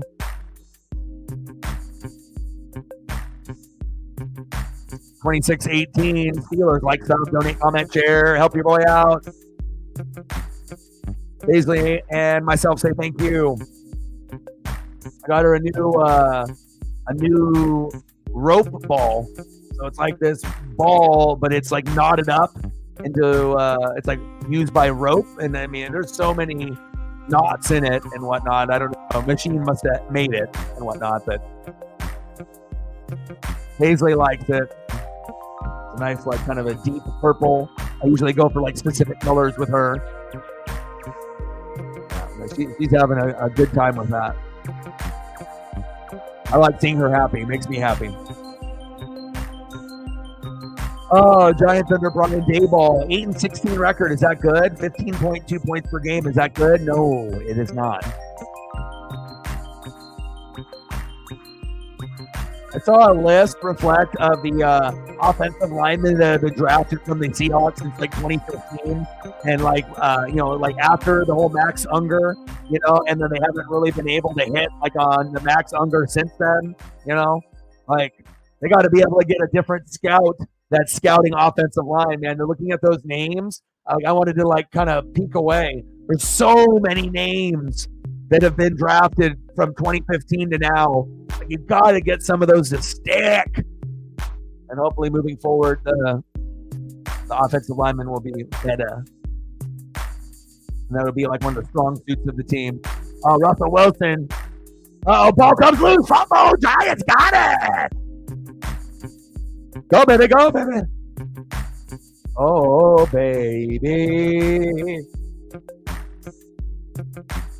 The Dodgers gonna be 3-0. They're gonna win it for Fernando because the Yankees didn't have anyone that was a Hall of Famer that got sick or passed. So you gotta win it for Fernando. Mania. X Factor.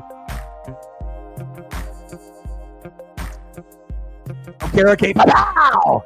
And have you noticed more teams are punching the football out this year than in the last 3 years? You're starting to see it. Like everyone thinks they're Charles Peanut Tillman, and I fucking love it. Like I wish teams would do this shit fucking every game. It's fucking effective. You got strong arms. You're smart. You got a good angle. Punch it out. You can be a linebacker and do it, right? Or you can be a corner and a safety, which is more likely to do the maneuver. Hell, you could be a D lineman, a nose tackle, D tackle, but I don't know if there's anyone athletic enough at D tackle to do it. Even a DN, it would be hard for them. Like you got to be a special kind of player to punch a ball out. You feel me? First down and 10, 26-18. Steelers. Let's see if Daniel Jones can channel in his inner Phil Simms. Eli Manning, stiff arm. And the New York Giants select Ashton Genty. Oh.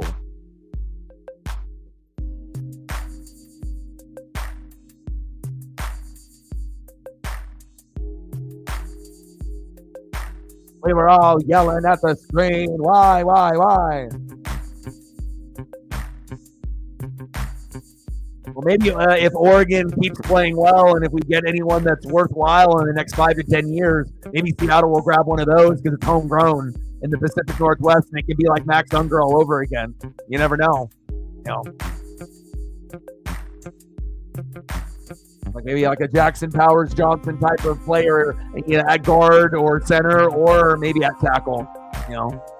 I assume like as the years go on, Lanning is going to get a lot of SEC offensive linemen and defensive players that are going to be big boys, as well as teams in the Midwest that are considering Oregon now over Ohio State, and then maybe some of the West Coast prospects. So. Getting a little bit of SEC, Big Ten, and anywhere else recruiting. Then maybe that'll linger over to the Hawks, and you can have that Max Unger. 2nd and 8, 26-18 Steelers, Dodgers 4-0, Yankees ready for a drink. So this sucks.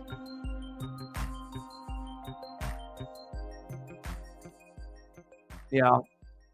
And in reality, Schneider's, ability to be able to be in that role might be coming to an end. At some point, they may look for a different type of voice and a different direction, and that might be a good thing, depending on what direction that they go, especially if the team gets better at offensive line and defense, and then it ends up leading to a Super Bowl or an NFC Championship game appearance or 2 or 3.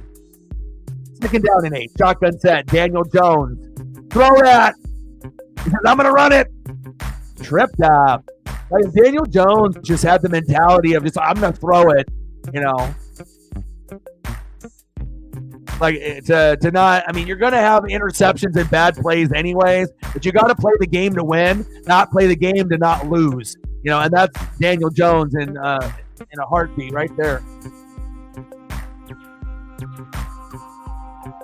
Yeah, I think a lot of fans were very surprised that it wasn't a combo deal, which sometimes when they clean house, that's what they do. Oh, sack lunch. Oh, TJ Watt. Oh, baby. I told you at the beginning of the game that he was going to get 1, 2, 3 sack lunches. Hello, hello, hello. And he didn't have any for a couple games, but I knew this was the game. I should do sports betting, but I just don't want to jinx it, you know? I just don't want to. It's like as soon as I want to start doing that, you know. Nice job, TJ. What do they think? Theo Johnson and then Singletary? Yeah, you got to help. All right. One-on-one with TJ Watt. Are you mad? Are you insane? Like, that's usually the best player on defense overall. Like, and if it's not him, what is he, 2? You know, come on. The guy's a game changer. And with him, what really separates him from a lot of the other defenders that are in the talk of being like number 1 or like, oh, Myles Garrett, DJ is a guy that can actually get touchdowns. The other guys can't. You know, he's a guy that can pick up a fumble or get a pick or punch it out and pick it up and score or get a pick and score. And I don't think that the other guys can really do those things. And that's what makes TJ arguably the best defensive player in the league almost every year since J.J. Watt started to fall off when he was the best guy, right? Like, who would have thought that TJ, if he ends up staying healthy for another 5 to 10 years and he's 1 or 2, that he might end up having like a bigger and better career than JJ. That's a family right there, huh? Hall of Fame and Hall of Fame. That's pretty good. They're like, oh, yeah, mom and dad. Yeah, I'm a Hall of Famer. Yeah, so is brother. That's some good genetics right there. And then they also have Derek, a third one. They got 3 guys in the NFL.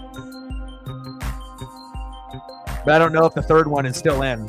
I know he was up to a couple years ago. Someone needs to look that up. Is that third one still in the league? Is he still on a team?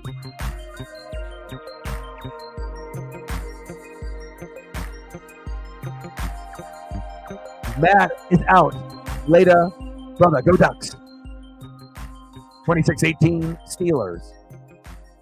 I need to eat some food and go on a walk. TJ Watt beasting. So let me get that strip sack and recovery. You know, and that's the difference when you have a defensive player of the year that actually can get the ball, not just get to the ball, but get the ball and score off of it, or you know, get the offense to get the ball because of you. The ultimate game changer.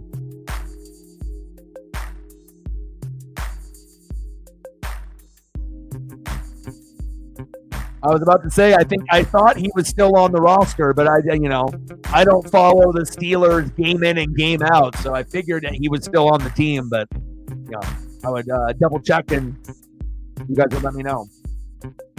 3 Watts. That's a family right there for you.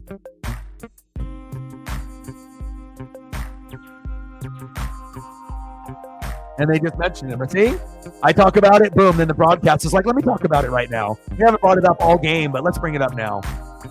Oh, ESPS. I see you, Joe Buck. Russell Wilson.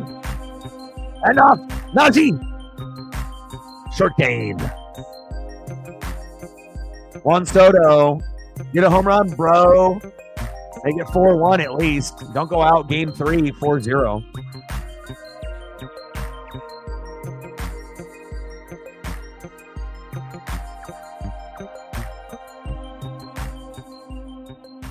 And then at the end of the stream for 5-10 minutes, we're going to do food photos because that's what Captain wanted when he made the first dono to get the dono train started. So we'll do that. We got in another sub, so that's always good. 20,620. Let's go. 80 more to 20,700. Dodgers 4-0. We'll get Megan more photos tomorrow and the next day as well. Sprinkle them in.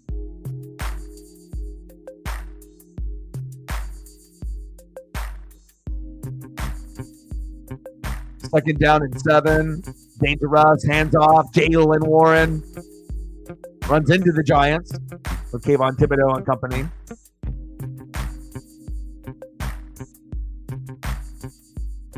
Oh, they're getting chirpy. Those are some numbers.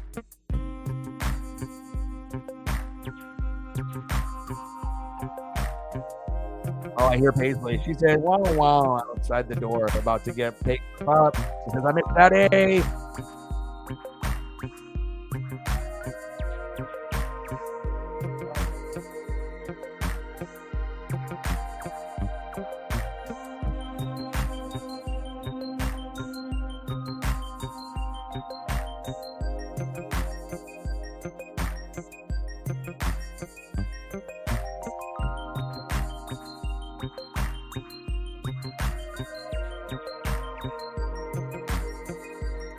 Oh, Paisley is just the sweetest. She said, I miss Dad. Kiss, kiss, kiss. 3rd down and 5. Russell, play action fake, bootleg. He says, I'm top 3, Russell, in Seattle. Look at me. He falls down.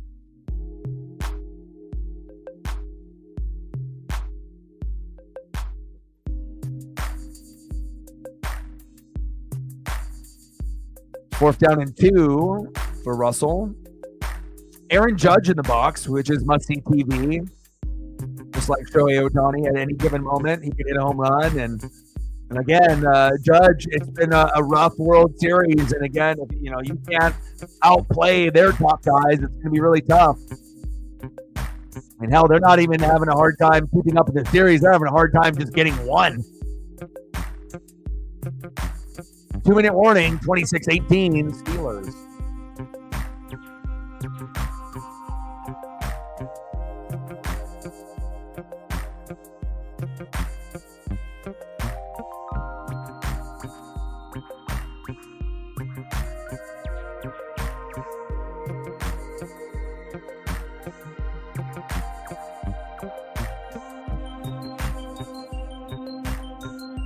Yeah, I got Pollard. Pollard has been more reliable than James Conner. Like game in and game out, even in like red matchups, he's going to be more consistent than even Conner.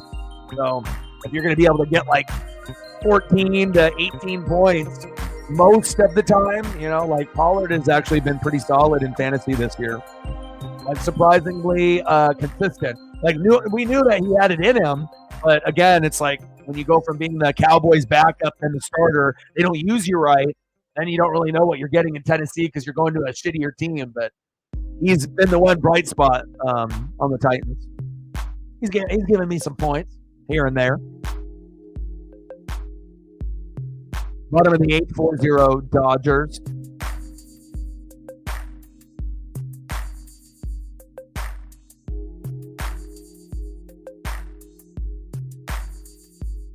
Shout out to all of the people that like, sub, donated, commented, shared. Paisley and myself, thank you.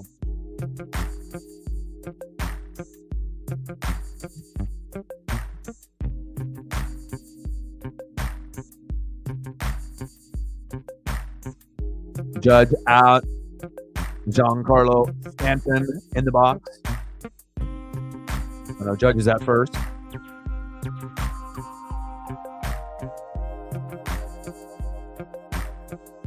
Brazier on the mound for the Dodgers. Wow. Giancarlo struck out looking 2 away. Not looking good for New York in this game. They'd have to bounce back tomorrow. Chuba Hubbard, that's like the only good piece that they got right now. And then obviously we have to see with the rookie, once he gets a chance, if he can stay healthy enough to take over. But if the Panthers are going to let like a Deontay Johnson go or whatever, then they'll go that route. But you're not going to get rid of Chuba Hubbard also. You want to keep at least something there. Can't just have bare bones, nothing. Got to have at least one piece, even if it's only one. Jazz Chisholm, can he be a hero? Steelers with the punt. Fair catch. Caught by the Giants. Last time we had a shutout in the World Series in 2003. Yankees, Game 6 versus the Marlins.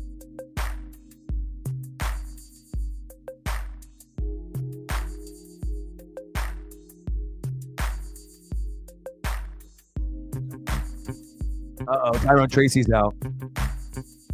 Yeah, I like him. He's got some swag. He plays like a work done. He plays like a big back, even though he's in a small frame. You get those guys that, the heart of the player, even if they're a little bit short and a little bit smaller than some of the big boys, they can still bring that big boy energy. Neighbors. He's fun to watch.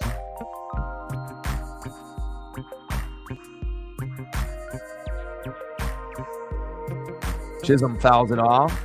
1-2 count. Bottom of the 8th, 4-0 Dodgers.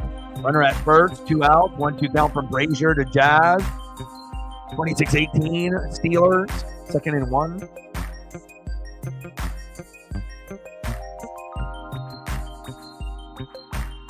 I mean, if they actually had a good quarterback, Neighbors would be a top 5 wide receiver in the league. Same thing with Wilkins.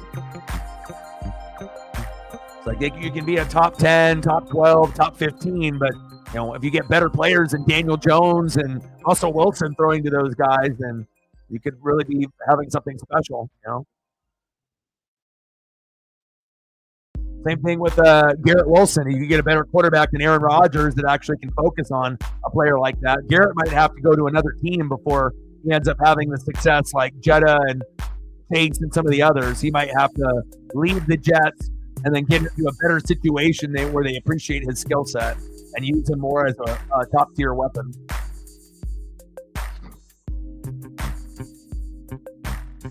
Yeah, I mean, he was the number 1 receiver in fantasy football for a few weeks. Pretty impressive as a rookie, Everyone thought it was going to be Marvin Harrison, right? But Kyler wasn't really looking his way. Kyler's like, I need points myself. I need to run and throw.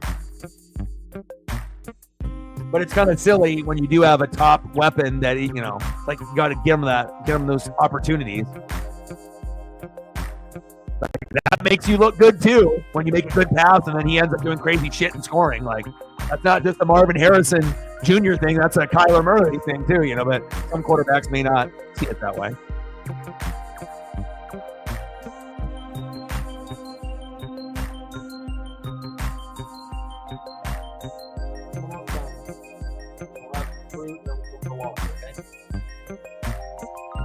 Blueberry, strawberry. So you can lay down over here or lay down on the couch. Okay. Are you hungry right now? I got to get Paisley some food here because she said "woo," and then she gave me a look, and that means that she's hungry. 2nd and 1. All right, I got to go get this food real quick. I'll be right back.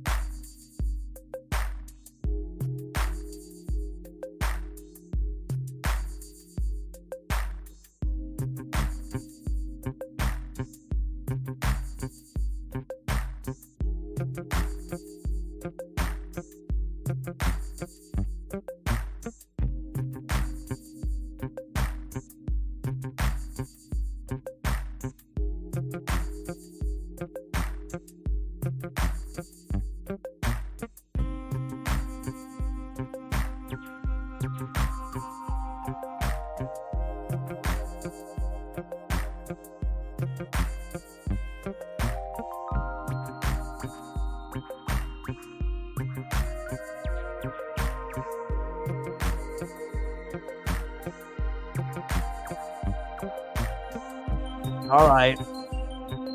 Doggy dad duties are done. Johnson with the catch. Less than a minute to go. 26-18 Steelers. 4-0 Dodgers. Blazers down by 1 billion, probably. Yeah. I love it when I end up grabbing a guy, then I keep him, then I get rid of him, I keep him, I get rid of him, and then I just decide to get rid of them, and then they go off. And, that would have been an option, to start. But sometimes it's hard to predict on how games are going to go. Sometimes we can have an idea of opportunities and how things can go, but good girl. Love you. Love you. Love you. You're a good girl. Love you. What a good girl.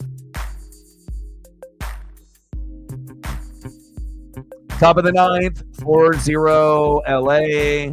And the next time the Yankees get to the World Series and they're at home, you better have someone better than Fat Joe or you're in trouble. Daniel Jones chucks it out of bounds.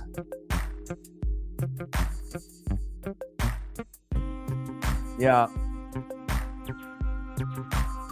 And it seems like he's going to be able to get some more targets regardless if J-Mo is suspended or not. Hopefully they'll give him more looks, get more points there. Might be a usable option at one point, maybe.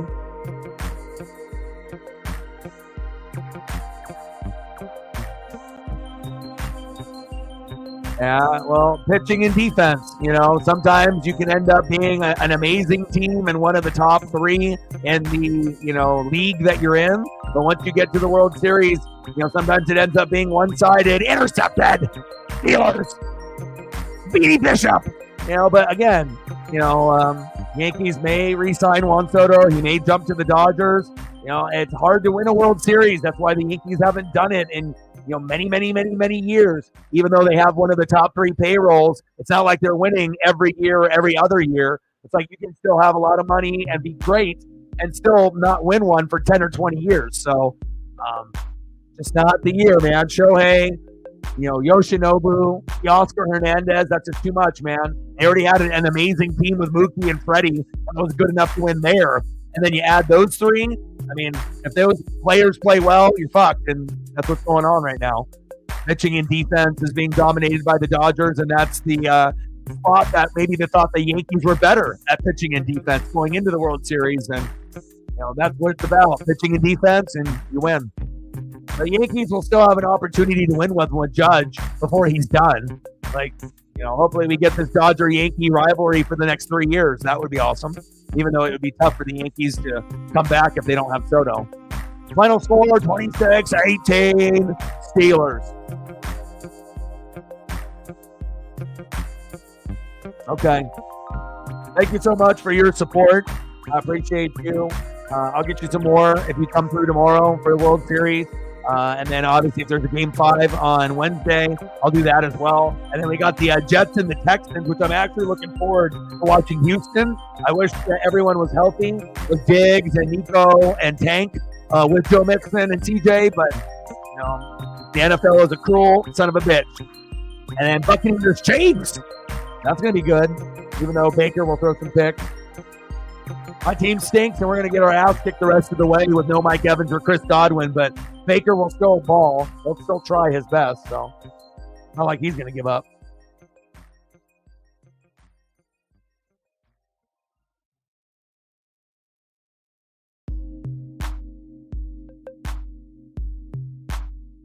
All right, now I got to turn on this World Series audio. We're going to be doing food here in a second. 100 points? What's that? I don't even know what that is. 100? Anyone that's getting those dubs and getting the hundreds, anything positive I think sucks. It's always fun. Like Edgar. Yeah. You can tell that these players have watched some of the Americans, and they obviously had guys that they looked up to or respected. And, of course, he's got plenty of, Japanese players from the past to be able to watch and, try to emulate and whatnot. But I imagine Shohei has, seen tape of a lot of the legends.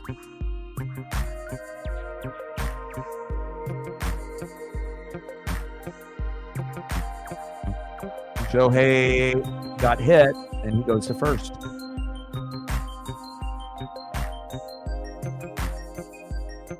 "13 points on defense." What's that like? That must be fun. All right, we got to get some food photos up. So, Captain, what do we want to do for food here for 5 to 10 minutes here? What are we looking at for food? What delicious food are we going to look at? Then I got to take Paisley for a walk, eat some dinner, and we obviously will finish up this World Series before I end. So we got some food to do. What are we doing for the food? What are we doing?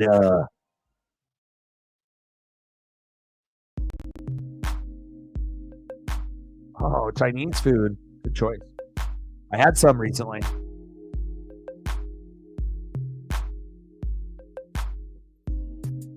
My next is pad thai. I've been saving that for a special occasion. But we got the Thanksgiving food coming right around the corner, so I'm kind of...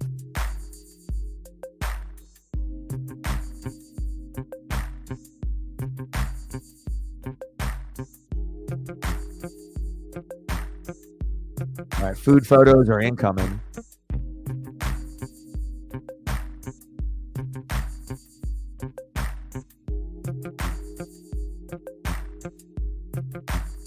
Oh, like if this was like presented to me, like currently right now, that I might be like the happiest person on planet Earth. Like so many options. Like, you know, especially if you like to go to Flavor Town, which I know it's gonna be all like me, you know. Oh.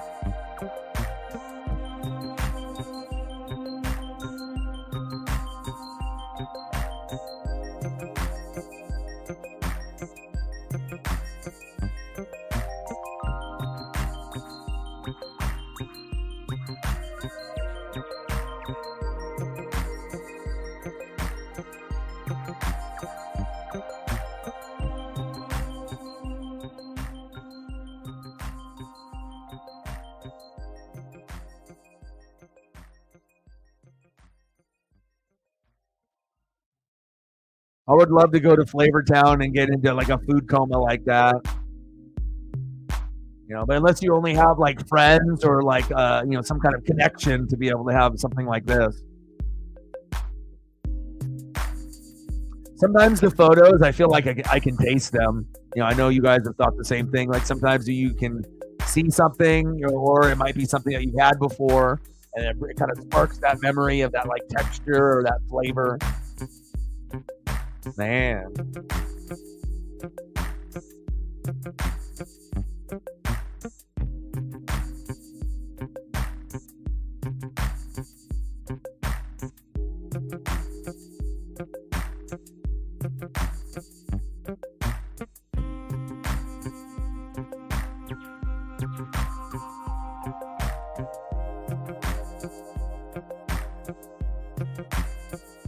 Ohio State, Penn State, Gus Johnson, Joel Klatt, be there, 9 a.m. Got fucking WWE pay-per-view at 10 a.m. on that day. I'll be watching that too. Orange chicken. There's a lot of places that do orange chicken to their own flavor, but orange or lemon chicken is delicious. It is good. Eat it with some white rice or eat it with some other rice. Whatever you choose, it will be good. You'll enjoy it. You'll want more. It's never enough. You'll come back for seconds or thirds. And I like that there's like so many different kinds. Like there's not like you can have like Panda Express orange chicken, and you can have that type of, you know, restaurant will be a little bit different, you know, and then depending on where you go, it'll vary. I mean, it's kind of, you have to really fuck up orange chicken pretty bad to like have it not be edible.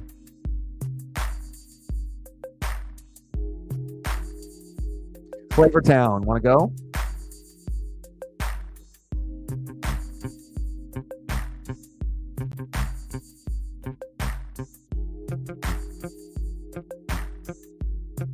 Fried rice too, baby. You know it. You know it, man.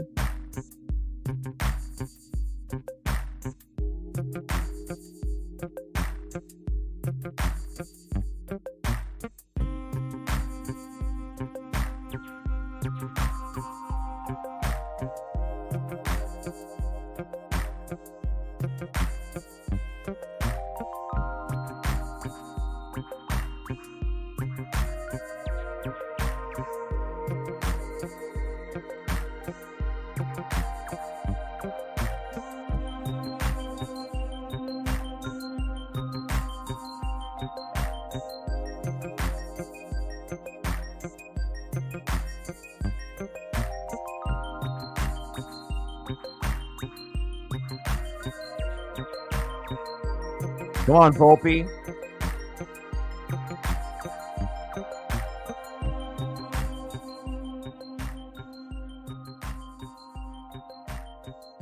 That one won't fit the screen all the way, but it looked interesting.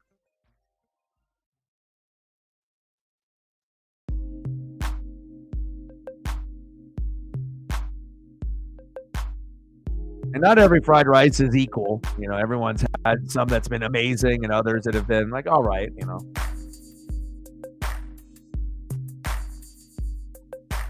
And then there's like variations like Szechuan versions.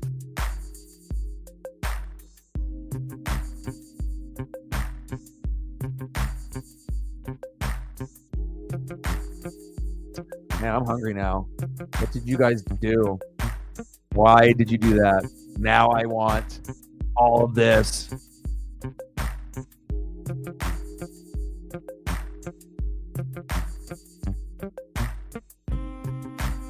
Man, very good. Well, I love you guys, and I appreciate you guys very, very much. Like, sub, donate, comment, share. Looking at food photos at the end, always good. Good for the Flavor Town, good for ideas. And again, we'll end up doing World Series game number 4 tomorrow after this out or two ends up coming through. I hope you guys end up having a good rest of your night. Final score, Steelers 26, Giants 18. I'm going to go on a long walk with Paisley and eat a little dinner, and we'll be back at it tomorrow.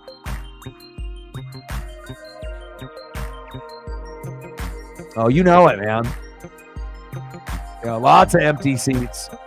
Like, you know, to experience what it's like, especially if it's like how much money those seats cost. And I guess it just depends on the appreciation you have of like being there, you know, at the World Series, whether you win or you lose, you know, and just soaking in the moment. Because, I mean, it's going to be, what, 3 hours? I mean, you can sacrifice 30 minutes by not leaving early for parking to be able just to, like, soak it in. But, you know.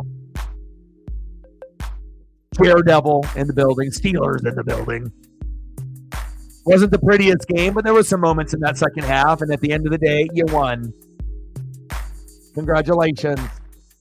But I love you guys, and I appreciate you guys very much. World Series tomorrow, 5 o'clock Pacific. Hang out if you can. If not, we'll see you possibly the following day or for the Texans and the Jets on Thursday night.